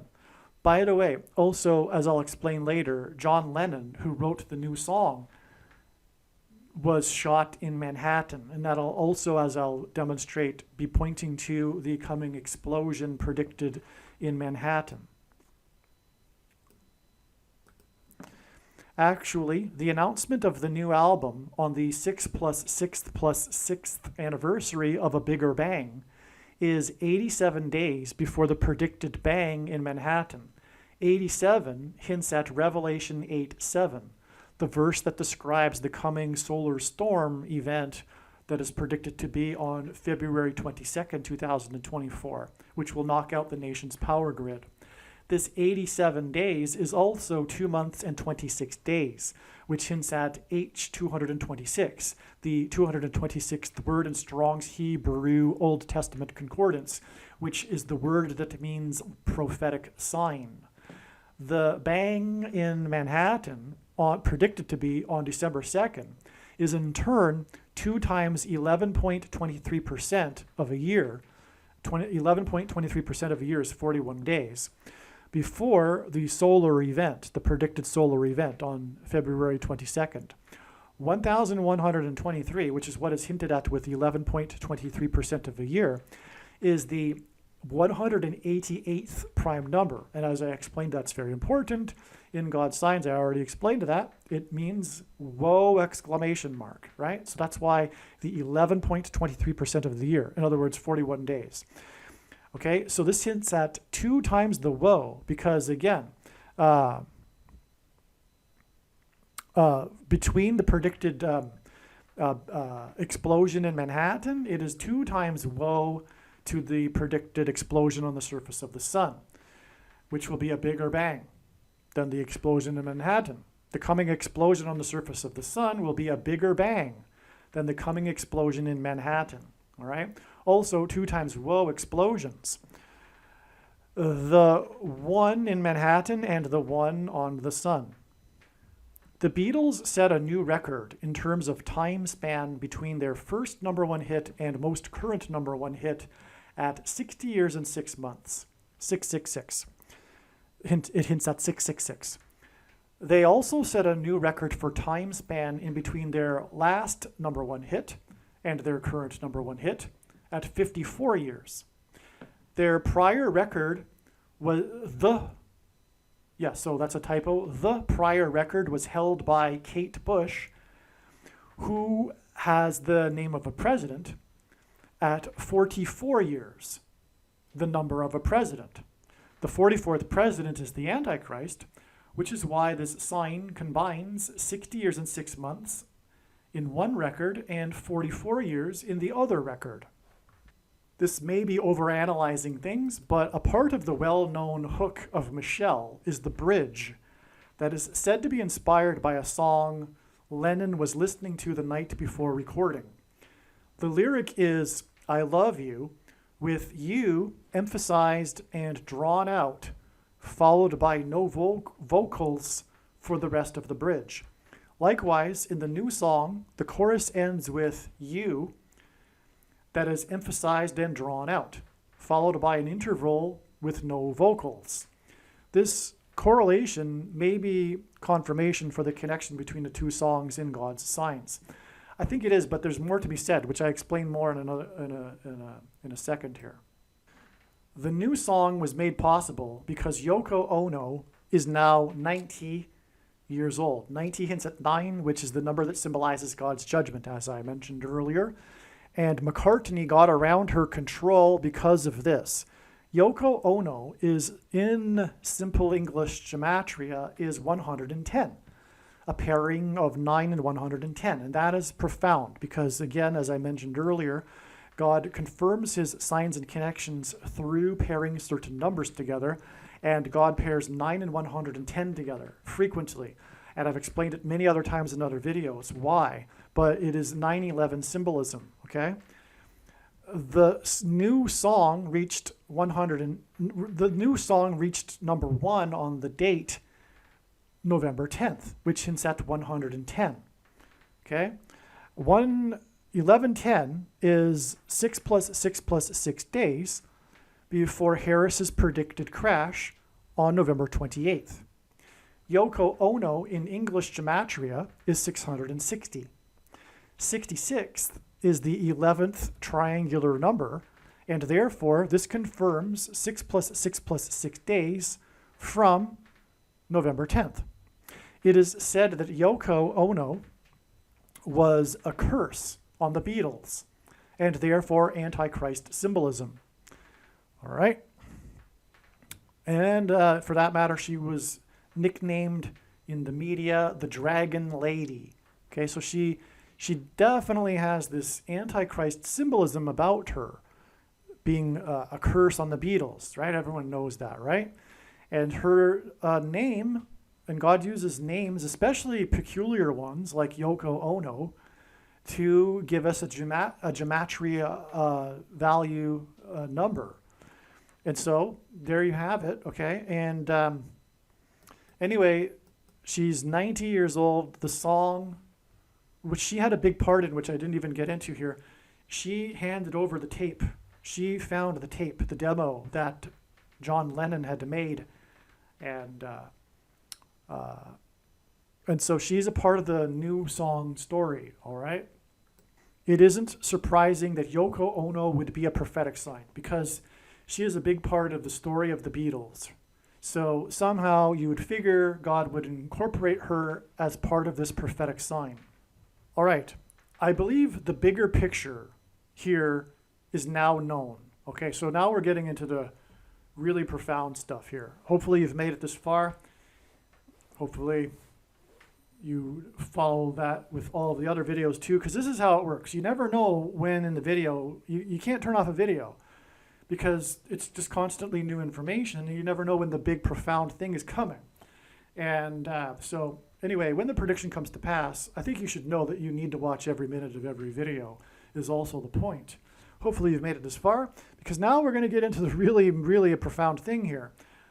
Okay, I believe the bigger picture here is now known. What God is communicating here is starting to come to light. Okay, this is many days after the song was released. Got it now, as in I get it now, okay? This last Beatles song points to the prediction dates. However, what is bigger than this is that the Beatles are symbolic of a generation. They symbolize the baby boomer generation, as I explained earlier. The last Beatles song is symbolism for the passing away of a generation. Even the song's title, Now and Then, hints at the passage of time. And the song's title is a coincidence designed by God. Okay? Not only that, but the composition of the song is a type of time travel, because the original demo was made in 1978, but then George Harrison contributed to it when the remaining Beatles got together in 1995, but this song wasn't completed, it couldn't have been completed until 2023 because of the technical difficulties. And so you have in this song that has a title that hints at the passage of time, produced by the band that symbolizes the baby boomer generation and symbolizes the end of the baby boomer generation, because this is the last Beatles song. And they are, well, Paul McCartney is 81 years old now. So you get what I'm trying to say here? Now, the song is melancholic, which is also symbolic, because it is in contrast with how the Beatles are the quintessential optimistic mood band. I mean, actually, this is another interesting thing. I've looked at this theory called socionomics. And anyway, if you plot the Beatles' #1 albums on a Dow Jones chart over the decades, over the times when they were released, it coincides with stock market peaks. And that's just a reflection of optimistic mood. Well, anyway, let's move on. So the video shows them throughout the years. So the video is also this video is a big part of the prophetic sign. Okay, this video, I think it was produced by Peter Jackson as well. And I say as well because he was responsible for the technology that it provided the ability to isolate Lennon's voice in the demo, which enabled this song to be produced. Okay, so but the video, it's a time capsule, it's a time travel video as well, because you've got younger Beatles mixed in with older Beatles, and it's just, quite the video. It's quite the video production. But it's an allusion to the passage of time, is my point. Okay? So the song incorporates their voices from different songs from the past. Not only that, so they've got in the song, when they're singing together, there's samples, clips, snippets from other songs in the past when they're singing the harmony together on a note. And so they've chopped it from another song, and it could be throughout their career. And it's not like, so they've got, like, from what I recall, there's 3 different notes, and each note is them in harmony from a different song from a different era. Okay? So there's even that part of this, okay? And the video ends with the young Beatles bowing and disappearing. That's really profound. In fact, honestly, I choked up when I saw that, because I know, partly because I know what's going on here in the prophetic significance of all of this. But it's moving, because if you've watched the video, you'll recall the very last scene is the very young Beatles, black and white, and they're bowing to the crowd after playing a song, and then they disintegrate, they disappear. All right, and then as I write here in the email, then the Beatles sign behind them also fades away. So the Beatles fade away, and then the sign behind them that says Beatles, it also fades away. It is a generation passing away sign. And I didn't realize it until I wrote this. But it is a literal sign, because the Beatles is a literal, actual sign. And it's in this generation passing away sign. Matthew 24:34. Truly I say to you, this generation will not pass away until all these things take place. Unquote. Okay, so Jesus spoke about the generation not passing away after the fig tree puts forth its leaves in the spring. And we know from the Old Testament that the fig tree is symbolic of Israel. And its putting forth its leaves in the spring is symbolic of its rebirth and the beginning of birth pains, as Jesus was saying in context here. The beginning of the end times is the rebirth of Israel in the spring. And Israel was literally reborn in the spring, in May in 1948. And 1948 was the beginning of the baby boomer generation. The Beatles were born in 1942. And so Jesus said that the generation that would see this would not pass away before the end. And that's what I said at the beginning of this video. I said, for me, it's a fact. It's an intuitive fact that the baby boomer generation will not pass away until before the Lord returns. And I don't even need the prophecy to know that. And I don't rely on this prophecy to know that, is what I'm saying. Absolutely not. It's amazing confirmation. But I intuitively know that the baby boomer generation is part of the end times, and it must be. You see what I'm saying? Okay? There's reasons why I know that, okay? And I've tried to explain that a little bit at the beginning of this video. When were the Beatles born? McCartney was born in 1942, right at the very beginning of the baby boomer generation. They were born just before 1948 and the fig tree putting forth its leaves, as in Matthew 24, in the spring. It's now winter, metaphorically and coincidentally, literally. Okay? What I mean by that is the baby boomer in social history, there's a cyclical theory of social history that says that generations shape history. Generation archetypes, there's 4 of them, and they repeat every 80 to 100 years. And these generational personas shape history, and in turn, history shapes the generations. And that's what produces a cycle. That's how cycles work. Okay? So anyway, the baby boomer generation, which this archetype happens every 80 to 100 years after the winter season, is born in the spring. And then they come to age as young adults in the summer and engender the cultural revolution in the summer. And when we think about it, the 60s and 70s, when we think of it, it's brightly colored, right? And the 40s and 50s we imagine as being black and white. Well, coincidentally, that was the case because of photography technology, but that was also designed by God. And so anyway, if you think about the fashion, though, in the 60s and 70s, you've got bell bottoms and brightly colored clothing and flower power, etc., right? Well, anyway, so that's the summer, and we are now in this cycle in the winter season.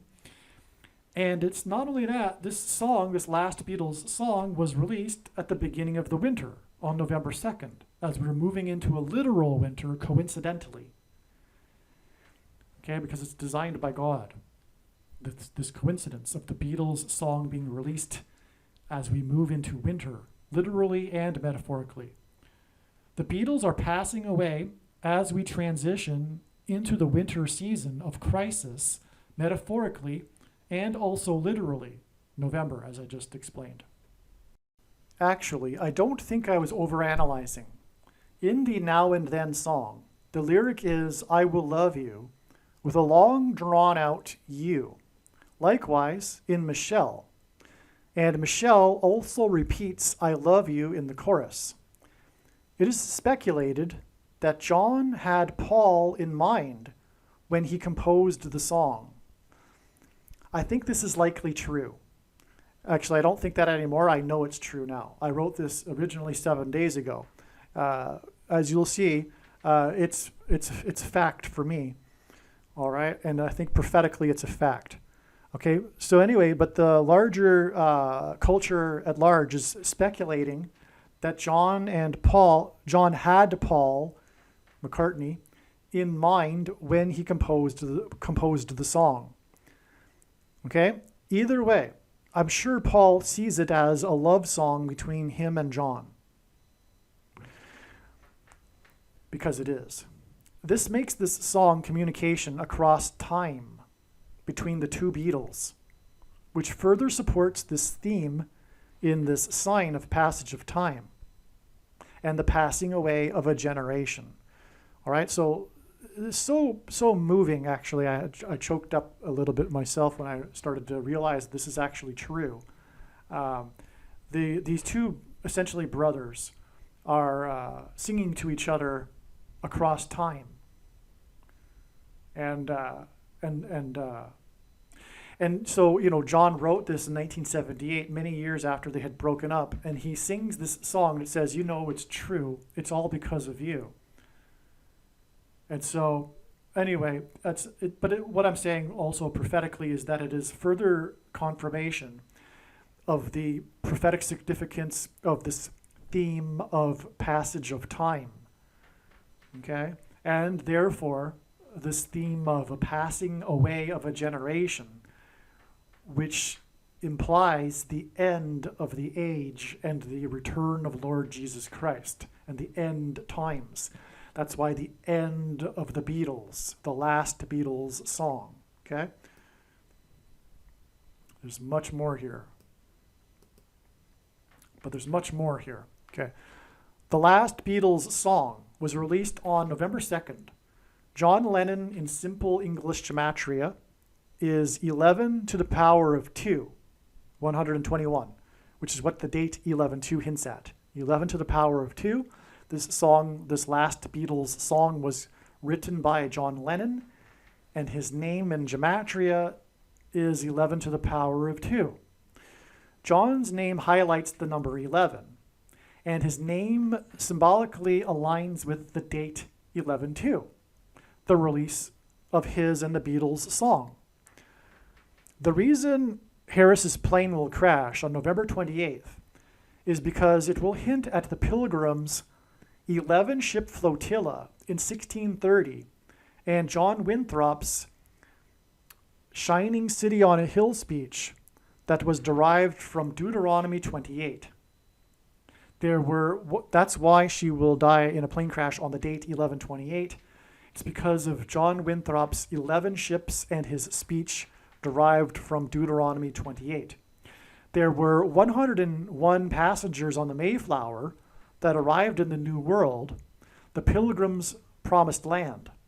Okay, the Pilgrims saw their crossing of the Atlantic to the New World as analogous to the Israelites crossing the Jordan River into the promised land.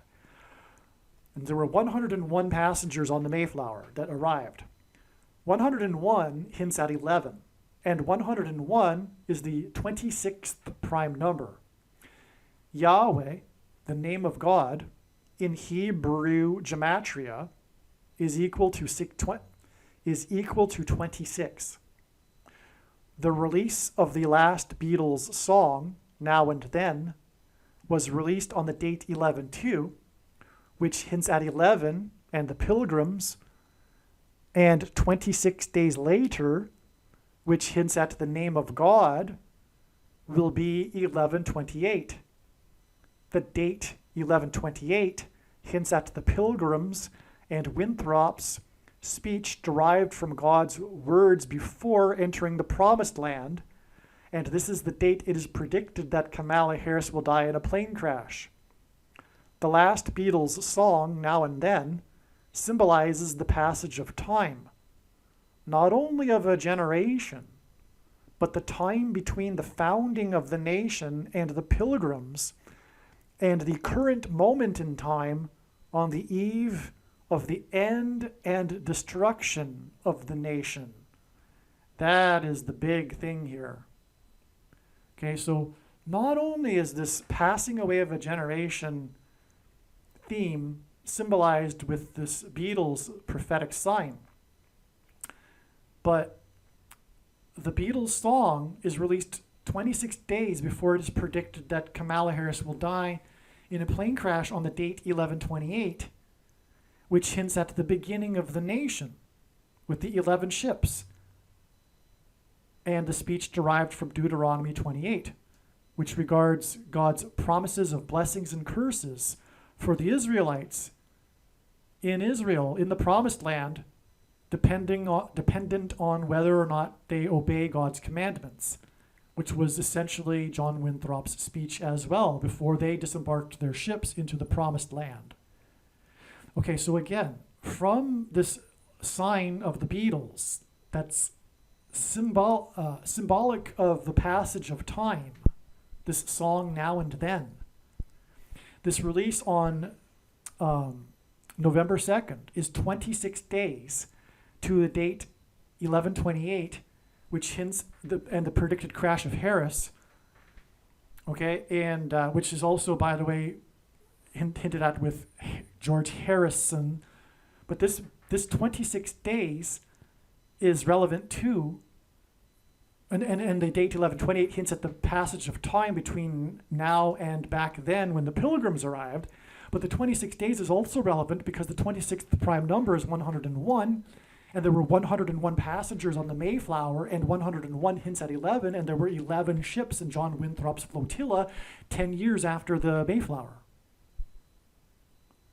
And so, my friends, what I'm saying is that this end of the Beatles, this last song, is a sign that's pointing to the end of the period of time and history of America. According to the Bible, God created man in his own image. And it's this idea that will ultimately begin us on our journey in unraveling the number 11 pattern found within Numbers. So let's begin our second subtopic, Numbers, because it too is an important concept in the Bible, because numbers are found everywhere in the Bible, like the numbers 7, 12, 40. There's even a book of Numbers. Another interesting example is the number of the beast, because that particular example highlights the use of numbers and validating that they are important. However, are these two concepts related between an image and numbers? Well, to draw that connection, let's begin with a metaphor, using an image and a mirror. So let's imagine a mirror with a 1 placed here. It would create a reflection, resulting in the image of a 1. Similarly, if we start on the number line, 11 is the first numerical number along the number line to have repeating digits or reflecting digits, and can be further demonstrated when we place a mirror here in the middle of 11. We could say that 1 reflects 1, whereas 10 or 12 don't, because 1 doesn't reflect 0, nor does 1 reflect 2, and so on, hinting at the fact that the number 11 represents reflection. Another important thing to mention is that not only does reflection create an image, but that the image is symmetrical. And what is fascinating is that the number 11 will act in the same way as a mirror, creating a symmetrical image between all other numbers. This can be amazingly demonstrated by this 10 by 10 chart, representing all 2-digit numbers from 0 to 99 in numerical order.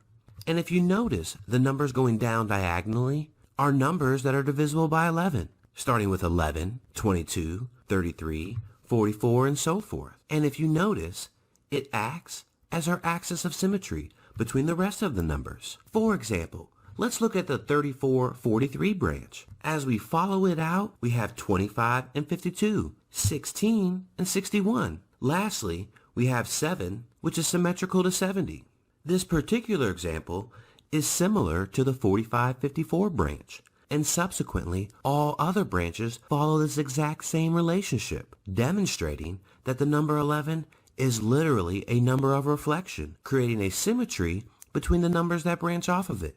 And lastly, another unique connection to the number 11 can be found between each symmetrical pair when added together, because the sum of any two of these numbers is divisible by 11 as well. So let's go back to our first branch that we used in our first example and see the connection. Because 34 plus 43, 25 plus 52, 16 plus 61, and 7 plus 70 all equal 77. And 77 is divisible by 11, which is also shared between all other symmetrical pairs as well, like 58 and 85. When you add those two together, 143. Divide that by 11, 13.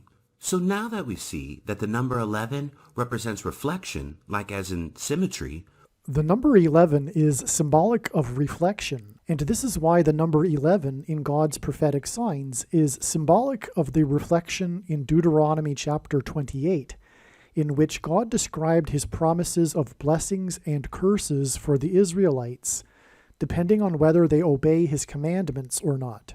The contrast between blessings and the opposite curses is a reflection. These promises of blessings and curses were given to the Israelites before they crossed the Jordan River into the Promised Land. Likewise, the pilgrims saw their crossing of the Atlantic to the New World as analogous to the pilgrims' crossing into the Promised Land. This is why John Winthrop delivered his famous Shining City on a Hill sermon as the pilgrims crossed the Atlantic and before they disembarked their ships in the New World. Winthrop's sermon was derived from Deuteronomy chapter 28. He made it clear to the pilgrims that founded the nation of America that there would either be blessings or curses for them and their descendants, depending on whether they would follow God's commandments. It just so happens that John Winthrop's flotilla consisted of 11 ships, which pointed to this reflection and the contrasting promises in Winthrop's sermon. Similarly, it was 101 pilgrims that arrived at Cape Cod on the Mayflower. 101 hints at the number 11. The journey on the Mayflower took a long, arduous 66 days, and the number 66 is the 11th triangular number. In a triangle of numbers, the last number in the 11th row is 66. John Winthrop became the first governor of Massachusetts, and he lived on Governor's Island, which in the 20th century was converted into Logan International Airport. It was from Winthrop's Island on 9/11 in 2001 that Flight 11 departed. Flight 11 had a crew of 11 people, and it flew into the Twin Towers that looked like a giant 11 in New York State, the 11th state to join the Union, in New York City, a name that is made up of 11 letters. And this is because Jesus coined the phrase the 11th hour, which in ancient Israel referred to the last hour of daylight before darkness, and in English is an idiom that means last chance, time is running out, as in last chance for the nation to repent and turn back to God before judgment destruction. In Ronald Reagan's famous farewell speech to the nation from the White House Oval Office, he used the phrase and theme of a shining city on a hill, which he deliberately borrowed from John Winthrop in order to reference the spiritual founding of the nation in the righteous Christian God of the Bible. In his address, he also mentioned John Winthrop's name. Reagan's speech was on January 11, 1989. The date January 11th, 1/11, hints at the number 11. Before becoming the president, Ronald Reagan was the governor of the 31st state to join the Union, California. The 11th prime number is 31, And on the 31st anniversary of Reagan's City on a Shining Hill speech, 11 people were killed on the date 1/11 in 2020 due to Winter Storm Isaiah, a hint at the prophet Isaiah in the Bible. On this same day, the MVP in what was at the time the most recent Super Bowl, Player 11 for the New England Patriots, was arrested at 9 p.m. in Los Angeles for vandalism. This is because Flight 11 on 9/11 was a flight from New England to Los Angeles.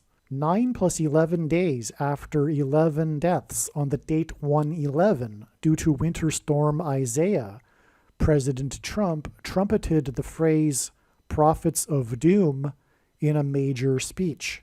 The 279th word in Strong's Greek New Testament Concordance is the word meaning unrepentant. This is why Reagan's Shining City on a Hill speech was 279 days before the major prophetic warning of God's judgment that was the 1989 World Series earthquake.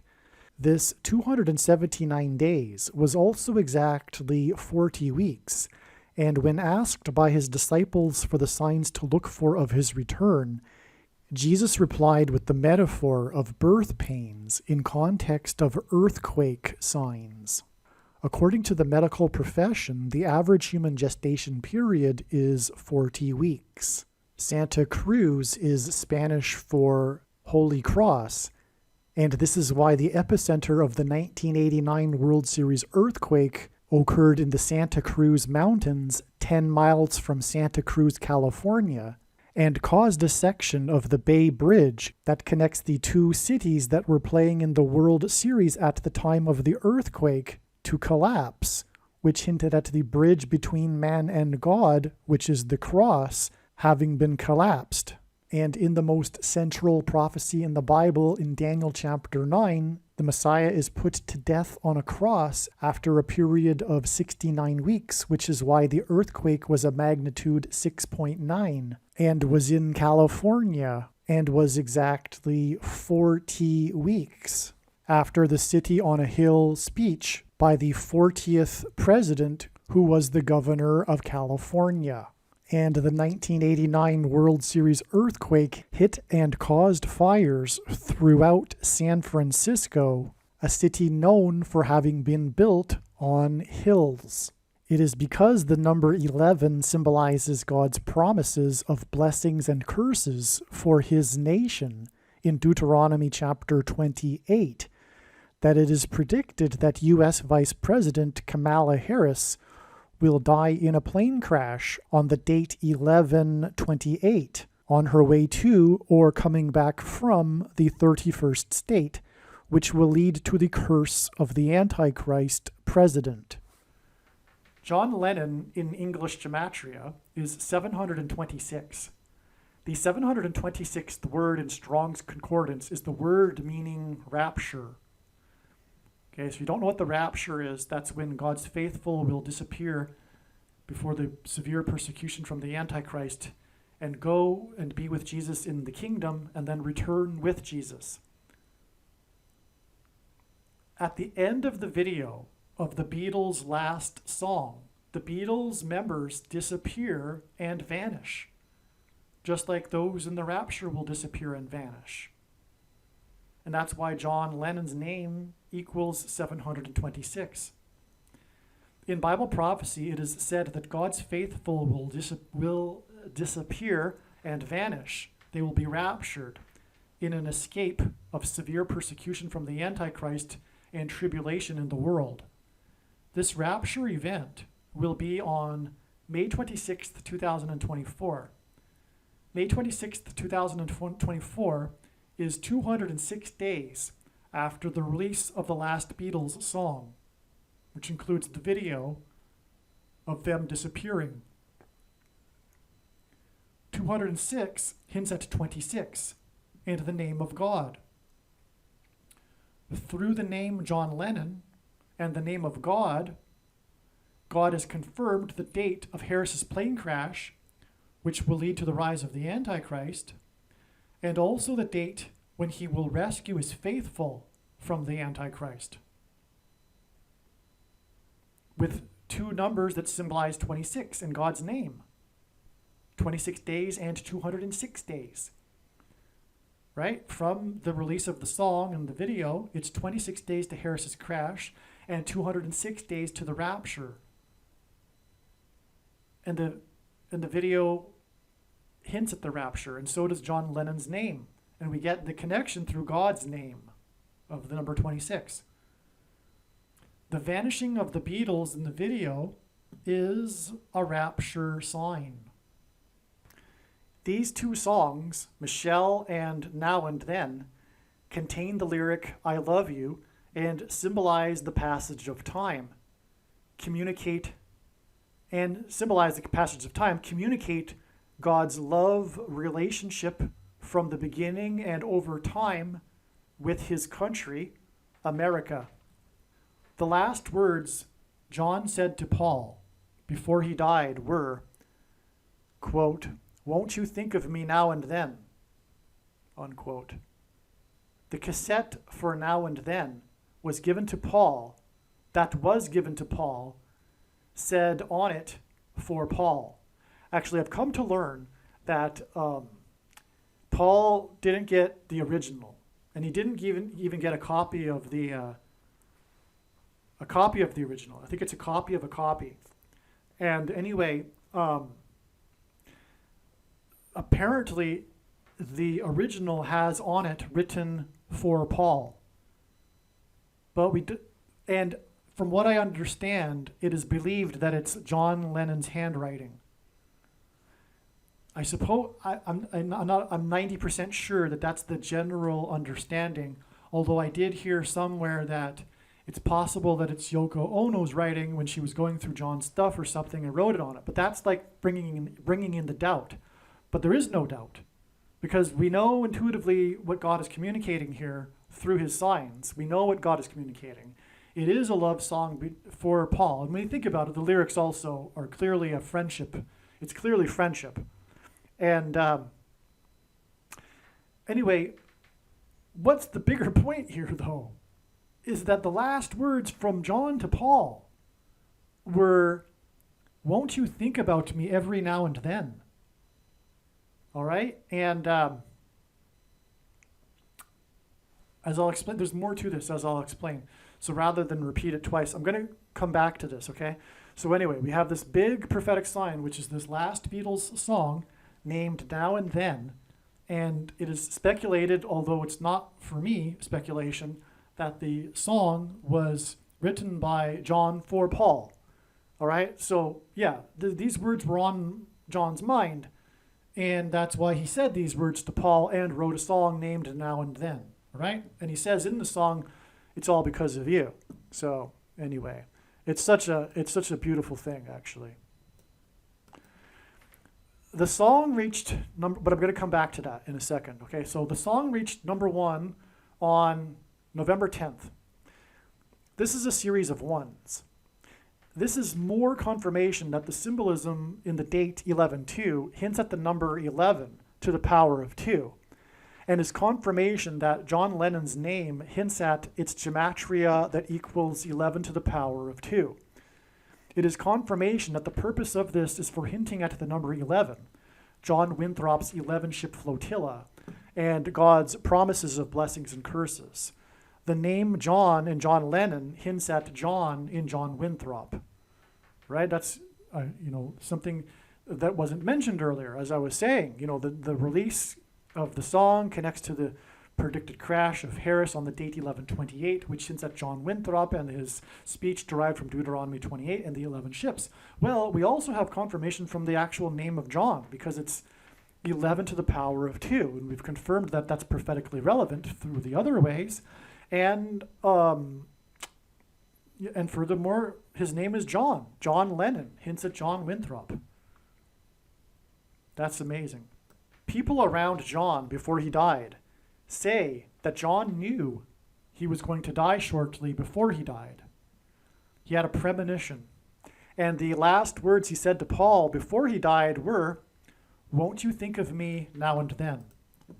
So that's more confirmation that Paul or John, had this in mind with this song. He knew he was going to die.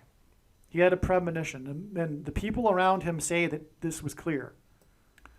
Actually, I find it hard to believe that John was randomly writing a love song that was not personal in some way. And knowing what I know now about John's life in his final years, it is highly unlikely that the song was inspired by his relationship with Yoko. So I've come to learn that his relationship with Yoko wasn't very good in the end. Or who knows for how long it wasn't good. I don't know. But it wasn't at the time that he was writing the song. Okay? That's, who am I to say, really, right? But that's what I understand. So I find it hard to believe that it would be about Yoko Ono, furthermore. But it's clear for other reasons that it isn't about Yoko Ono anyway. In my opinion, it was most certainly about Paul. You know it's true, it's all because of you, the lyric. Additionally, the last words he spoke to Paul were, "Won't you think of me now and then?" And it is also quite likely that those that say that John had a premonition that he was going to die are telling the truth. Therefore, the song written in 1978, shortly before he died, was a sort of goodbye to Paul. Having thought about it, I highly doubt Yoko wrote on the cassette for Paul. It was written by John. John wrote for Paul on the cassette. On a personal note, there was a night in Madrid in 2017 after spending an exhausting day handing out flyers. By the way, if you'd like the file for the flyer that I hand out, please contact me. And in my opinion, everyone should be doing this, handing out flyers. And in my opinion, it should be my flyers, because the typical evangelical tracts are not appropriate. First of all, they're largely containing errors, theological errors, talking about the love of God when it's never the love of God is never spoken to to unbelievers in the Bible, including in the book of Acts. All right. Second of all, if you are watching this video, you have valuable information. It's a bag of gold. So that's another reason for not handing out typical evangelical tracts. You need to be handing out the flyer that I have, or something very, very similar, right? But the flyer I have is, a lot of time is put into it, a lot of information on it, and that's the key. It's not just one even paragraph. It's tons of information, that people desperately need to know right now. If you are a watchman, which I assume that you are if you're watching this video, you're interested in God's prophetic science, you need to be warning people as a watchman, right?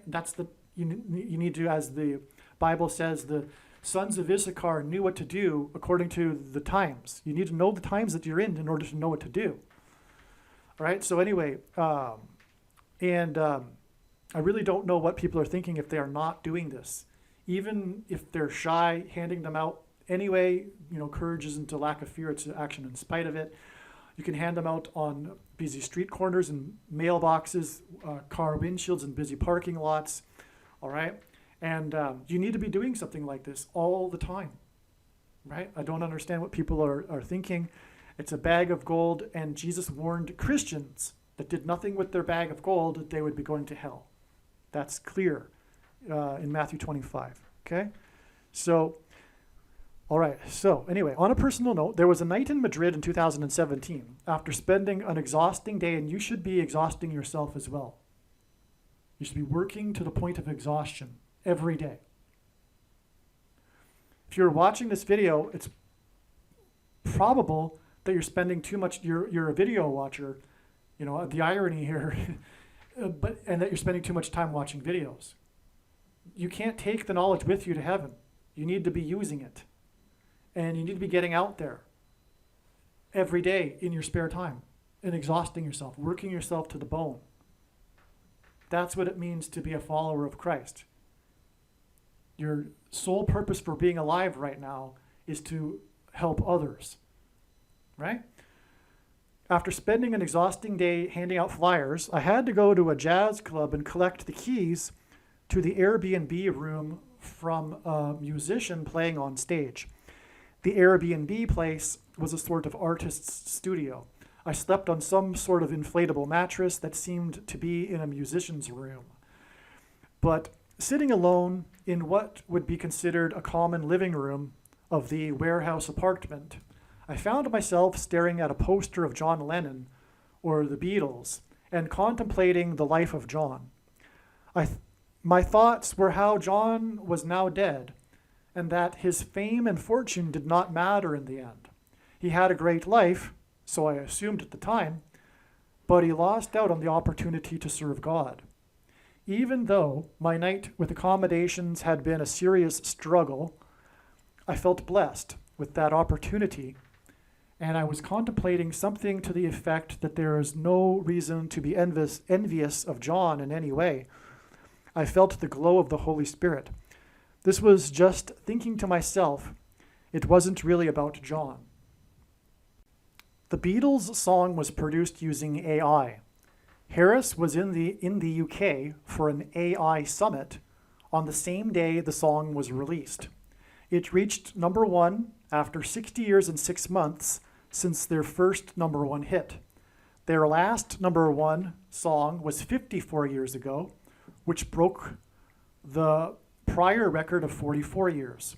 It reached number one on November 10th, 2023. 7 days later, Samuel Harris Altman was fired as CEO of OpenAI on November 17th. In turn, which hints at that 1,117 that I mentioned earlier, by the way. In turn, 11/17 is 11 days to the predicted date of Harris's crash in St. Louis.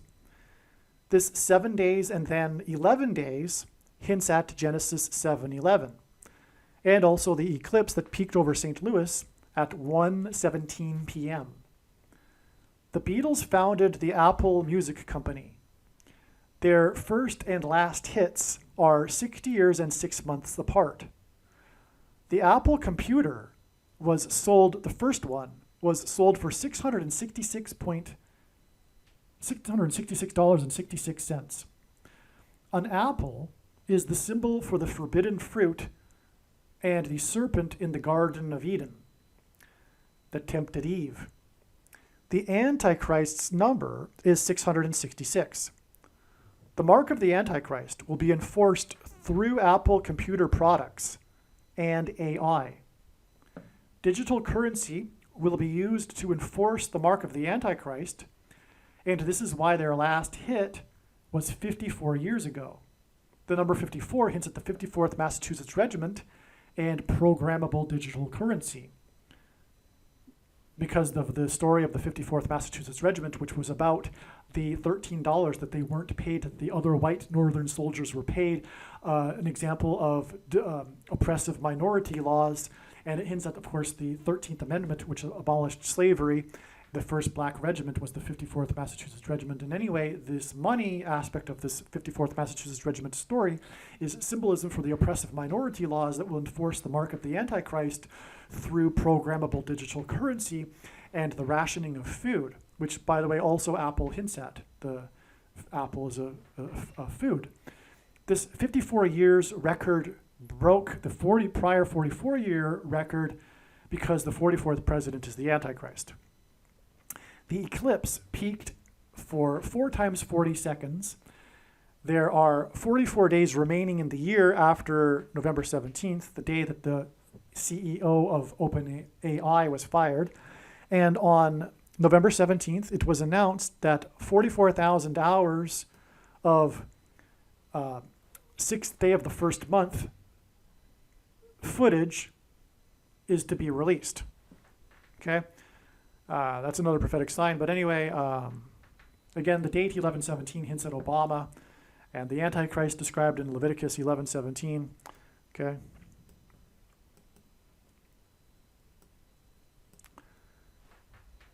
Okay. The Beatles' famous last ever concert was in Candlestick Park in San Francisco.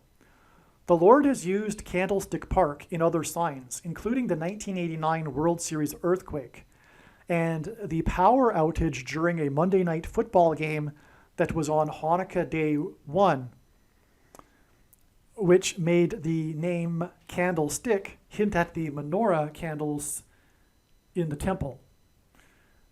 The last ever concert that ended that particular concert tour began at 9:27 p.m. The Lord uses the time 9:27 in his signs to hint at the end of time and the passage in Daniel 9:27, the end of the age. It's the last verse. This is the most central prophecy in the Bible, and the last verse of it is about the end times. 9:27, Daniel 9:27, which is the verse about the end times, which confirms the significance of the last ever Beatles concert, the end of Beatles touring. A famous documentary made by Ron Howard about the Beatles' touring years is titled 8 Days a Week, which hints at the 8 days of the festival of Hanukkah. Okay, hence the connection to Candlestick Park. The last ever concert on August 29th, 1966 was 6 plus 6 plus 6 days after John Lennon's infamous press conference in Chicago, the home city of Barack Obama, on August 11th, 1966. And 6 plus 6 plus 6 days hints at 666, the number of the Antichrist. Lennon apologized and clarified his remarks from earlier in the year, which had recently become major news. Quote, "Christianity will go," said the unguarded Lennon in February. "It will vanish and shrink. I needn't argue about that. I'm right and will be proved right. We're more popular than Jesus now. I don't know which will go first, rock and roll or Christianity. Jesus was all right, but his disciples were thick and ordinary. It's them twisting it that ruins it for me." In his apology on August 11th, 1966, Lennon said, "I'm not anti-God, anti-Christ, or anti-religion." John said, "I was not saying we were greater or better. I wasn't saying whatever they're saying I was saying. I'm sorry I said it, really. I never really meant it to be a lousy, anti-religious thing. From what I've read or observed, Christianity just seems to be shrinking, to be losing contact." 6 plus 6 plus days after his apology and his use of the word Antichrist was the last ever concert that began at 9:27 p.m., which hints at the verse in Daniel about the Antichrist. To confirm his signs, God pairs 9 and 44. From the last ever concert, it is 4,440 hours, the equivalent of 185 days, to the 9th Grammy Awards, in which the song Michelle won Song of the Year for the year 1966. And again, that was exactly 680 months to the release of the last Beatles song, which reached number one 60 years and 6 months after their first number one song. All right, so you got that here? One of the big stories about the Beatles was this moment and this controversy after Lennon said that he was that the Beatles were bigger than Jesus, right? To sum it up. And he apologized for that 6 plus 6 plus 6 days before the last concert. And he mentioned the word Antichrist in his apology. And the number of the Antichrist is 666. And then from the apology, it is 4,440 hours, which hints at the 44th president, to the 9th Grammys. And God pairs 9 and 44 to confirm the signs and connections. And the 44th president will become the president again through Michelle, and Michelle won the Song of the Year at the Grammys. And as I explained earlier, that connects with the number 68, which is a hint at the word stone, to the release of the Beatles song in conjunction with the release of the Stones, the Rolling Stones album, as I explained earlier. So this is all amazing here.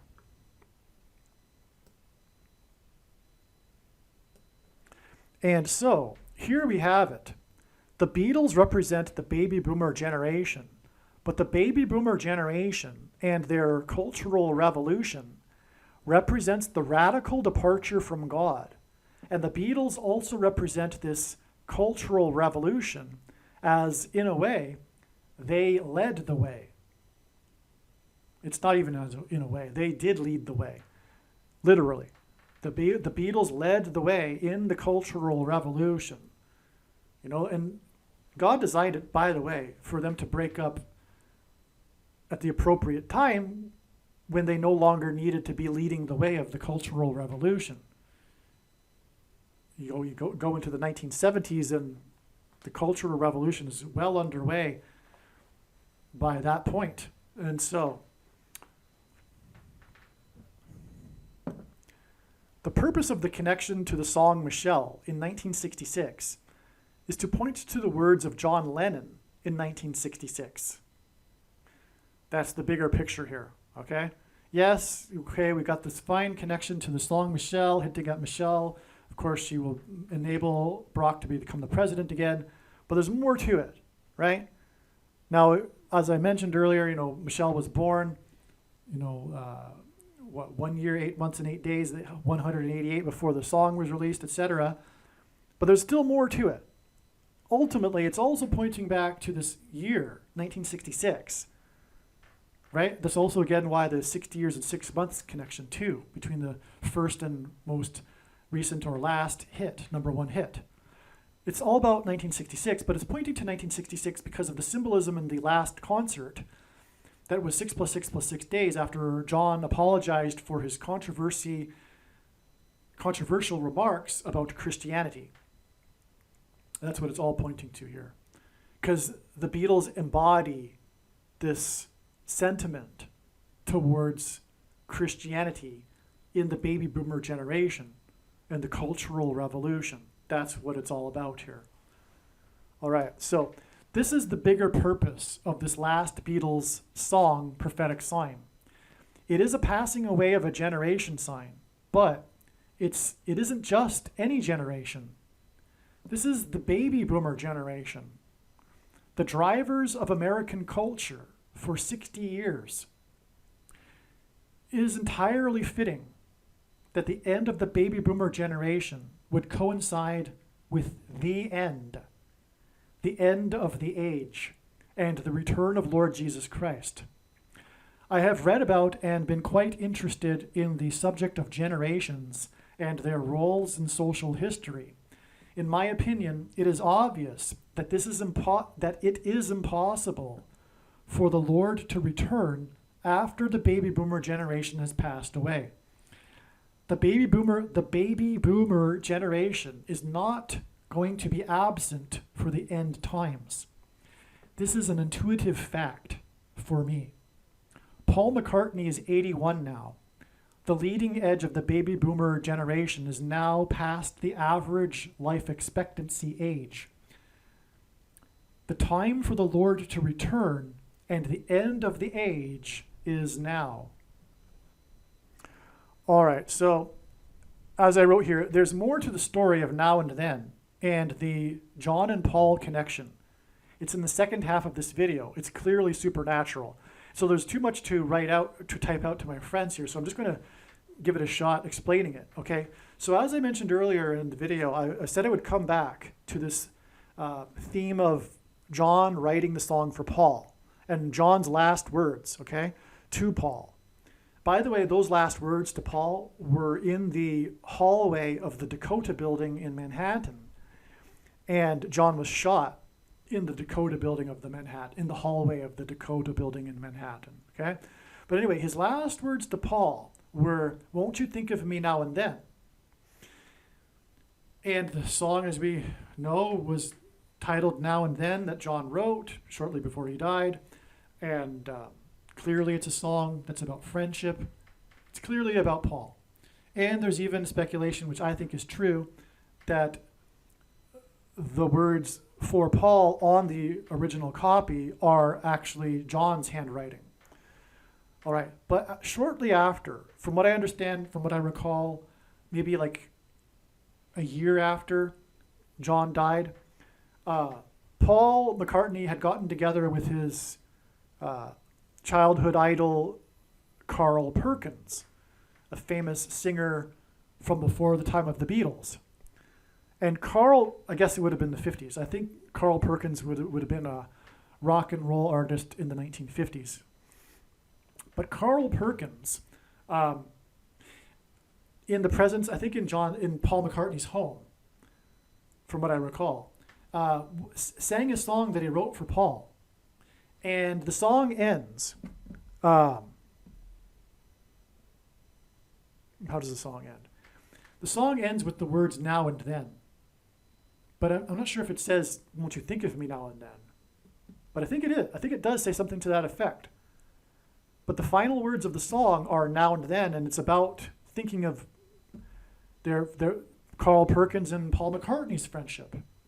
And apparently, McCartney broke into tears because Carl Perkins sang the song for him. He hadn't heard it before. Paul hadn't heard the song before. He sang it for him in his home, and Paul McCartney broke into tears and had to step outside. And then Linda McCartney explained to Carl Perkins what had happened, because those were the last words, and Carl didn't know that. Those were the last words of John to Paul.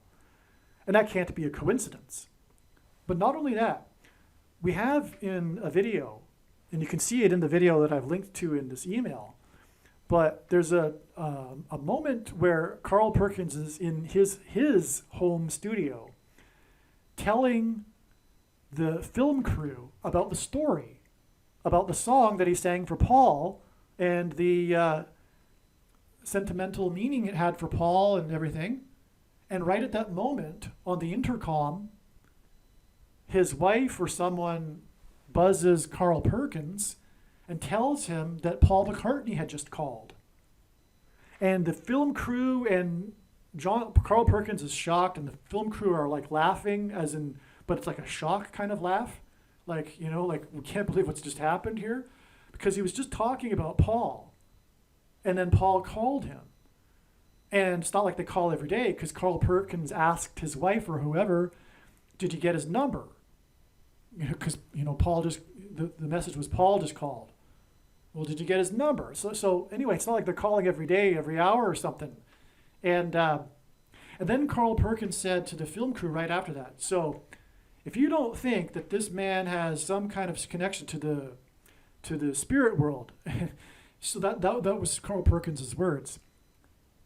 And so there you have it. There's more confirmation of the supernatural confirmation from God that this song is there's something supernatural here.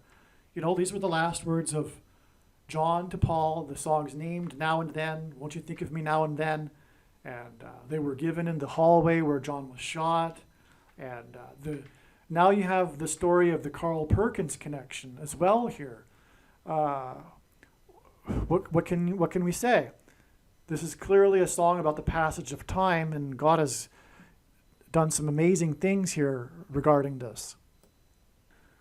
Lennon said his last words to Paul, "Won't you think of me every now and then?" in the hallway of the Dakota Building. Lennon was shot in the hallway of the Dakota Building. The first recording of the Beatles was on August 22nd, 1962, when Granada Television documented the up-and-coming Liverpool band. That was the first time they were ever recorded. All right? August 22nd, 1962. The last time the Beatles met together to record was August 20th, that's a typo, 1969. 2 days later was their final photo shoot at Lennon and Ono's home, the photo shoot for that album. The final song they recorded on August 20th, 1969 is titled the end. It's the final song on the Abbey Road album. In Daniel chapter 9, the end of the age is a symbolic 7 years. From the beginning of the Beatles first being recorded to the end with the song titled The End, it is exactly 7 years. In the song, McCartney plays tribute to George Harrison by playing a slide guitar.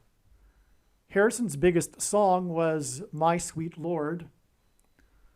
Okay, the new song, the song Now and Then, used AI, artificial intelligence, in its production, and it was released on the same day that Kamala Harris, which is hinted at with George Harrison and the slide guitar, was in the UK, the home of the Beatles, to speak about AI. That's astounding. All right, again, the song used AI in its production, and a part of the song points to George Harrison because of McCartney's playing the slide guitar. And the Beatles are from the UK. I mean, they were called the British Invasion. Oh, you know what? That's probably part of this too, because the Beatles are known for this British invasion, which was in the 1960s, and this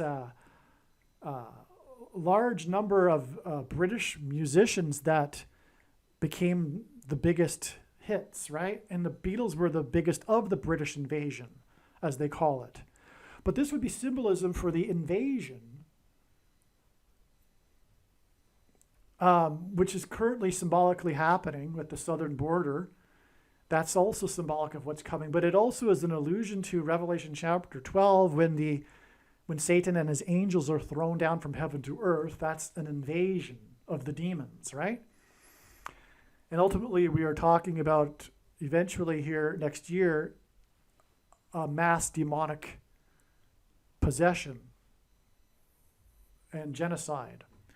But anyway, so invasion. Okay, so that's amazing. Harris was in the UK on the same day, speaking about AI, on the same day that the song that used AI that was released, made by the Beatles, who are from the UK. Okay. 11/2, the date, hints at two planes that crashed into the two towers that looked like a giant 11, beginning with Flight 11 with a crew of 11, by the way. That's what the date 11/2 hints at. 11/2 in 2023 was exactly 36 months, and God uses 36 months for a few reasons, but one is that in the Bible, King Ahab was given, or rather, God relented from destroying the kingdom of Israel after King Ahab repented, and God relented for 3 years. That destruction that would have happened had King Ahab not repented. Well, anyway, Bill Clinton repented exactly 3 years to the very minute on live television with a pastor before the last building collapsed on 9/11. Anyway, 36 also, because 36 months is 3 years, and also 36 hints at or symbolizes 666, the number of the Antichrist in Bible prophecy, because 36 is 6 times 6, but also 2 times 18, which is 6 plus 6 plus 6. And the 36th triangular number, which in a triangle of numbers, the last number in the 36th row is 666. And 1 plus 2 plus 3 plus 4, all the way up to 36 equals 666. And so this 11/2 date on which the song was released, and this date that hints at 9/11, was released exactly 36 months after the death of the clock tower lady from Back to the Future, whose last acting role was playing Mrs. Harrison, as in Kamala Harris, in a TV show. The clock tower lady's death was exactly 999 weeks after the towers on 9/11. All right, the most important number in God's signs is the number 9, is from the Bible. It symbolizes God's judgment. Aliens and UFOs are demons masquerading as aliens and UFOs. Most people's spiritual experiences are demonic deception, especially if they are not a true follower of Christ. God became a man and died a horrible death at the hand of the ruler of this world, Satan, and then defeated death for you, so that you too can overcome death, which is the price that must be paid for sin. It is time to repent, which means to change one's ways and turn to God and become a disciple of Jesus. Please leave a like and upvote the video, and once this prediction has come to pass, share this video with everyone you know, and more, don't stop sharing it everywhere in social media. It is essential that everyone immediately read the homepage of my website, TrumpPrediction.com. If you are watching this on the YouTube platform, please note that not all of the videos are on YouTube. You need to switch to the BitChute.com or the Odyssey.com channel. And do it now in case you aren't able to later.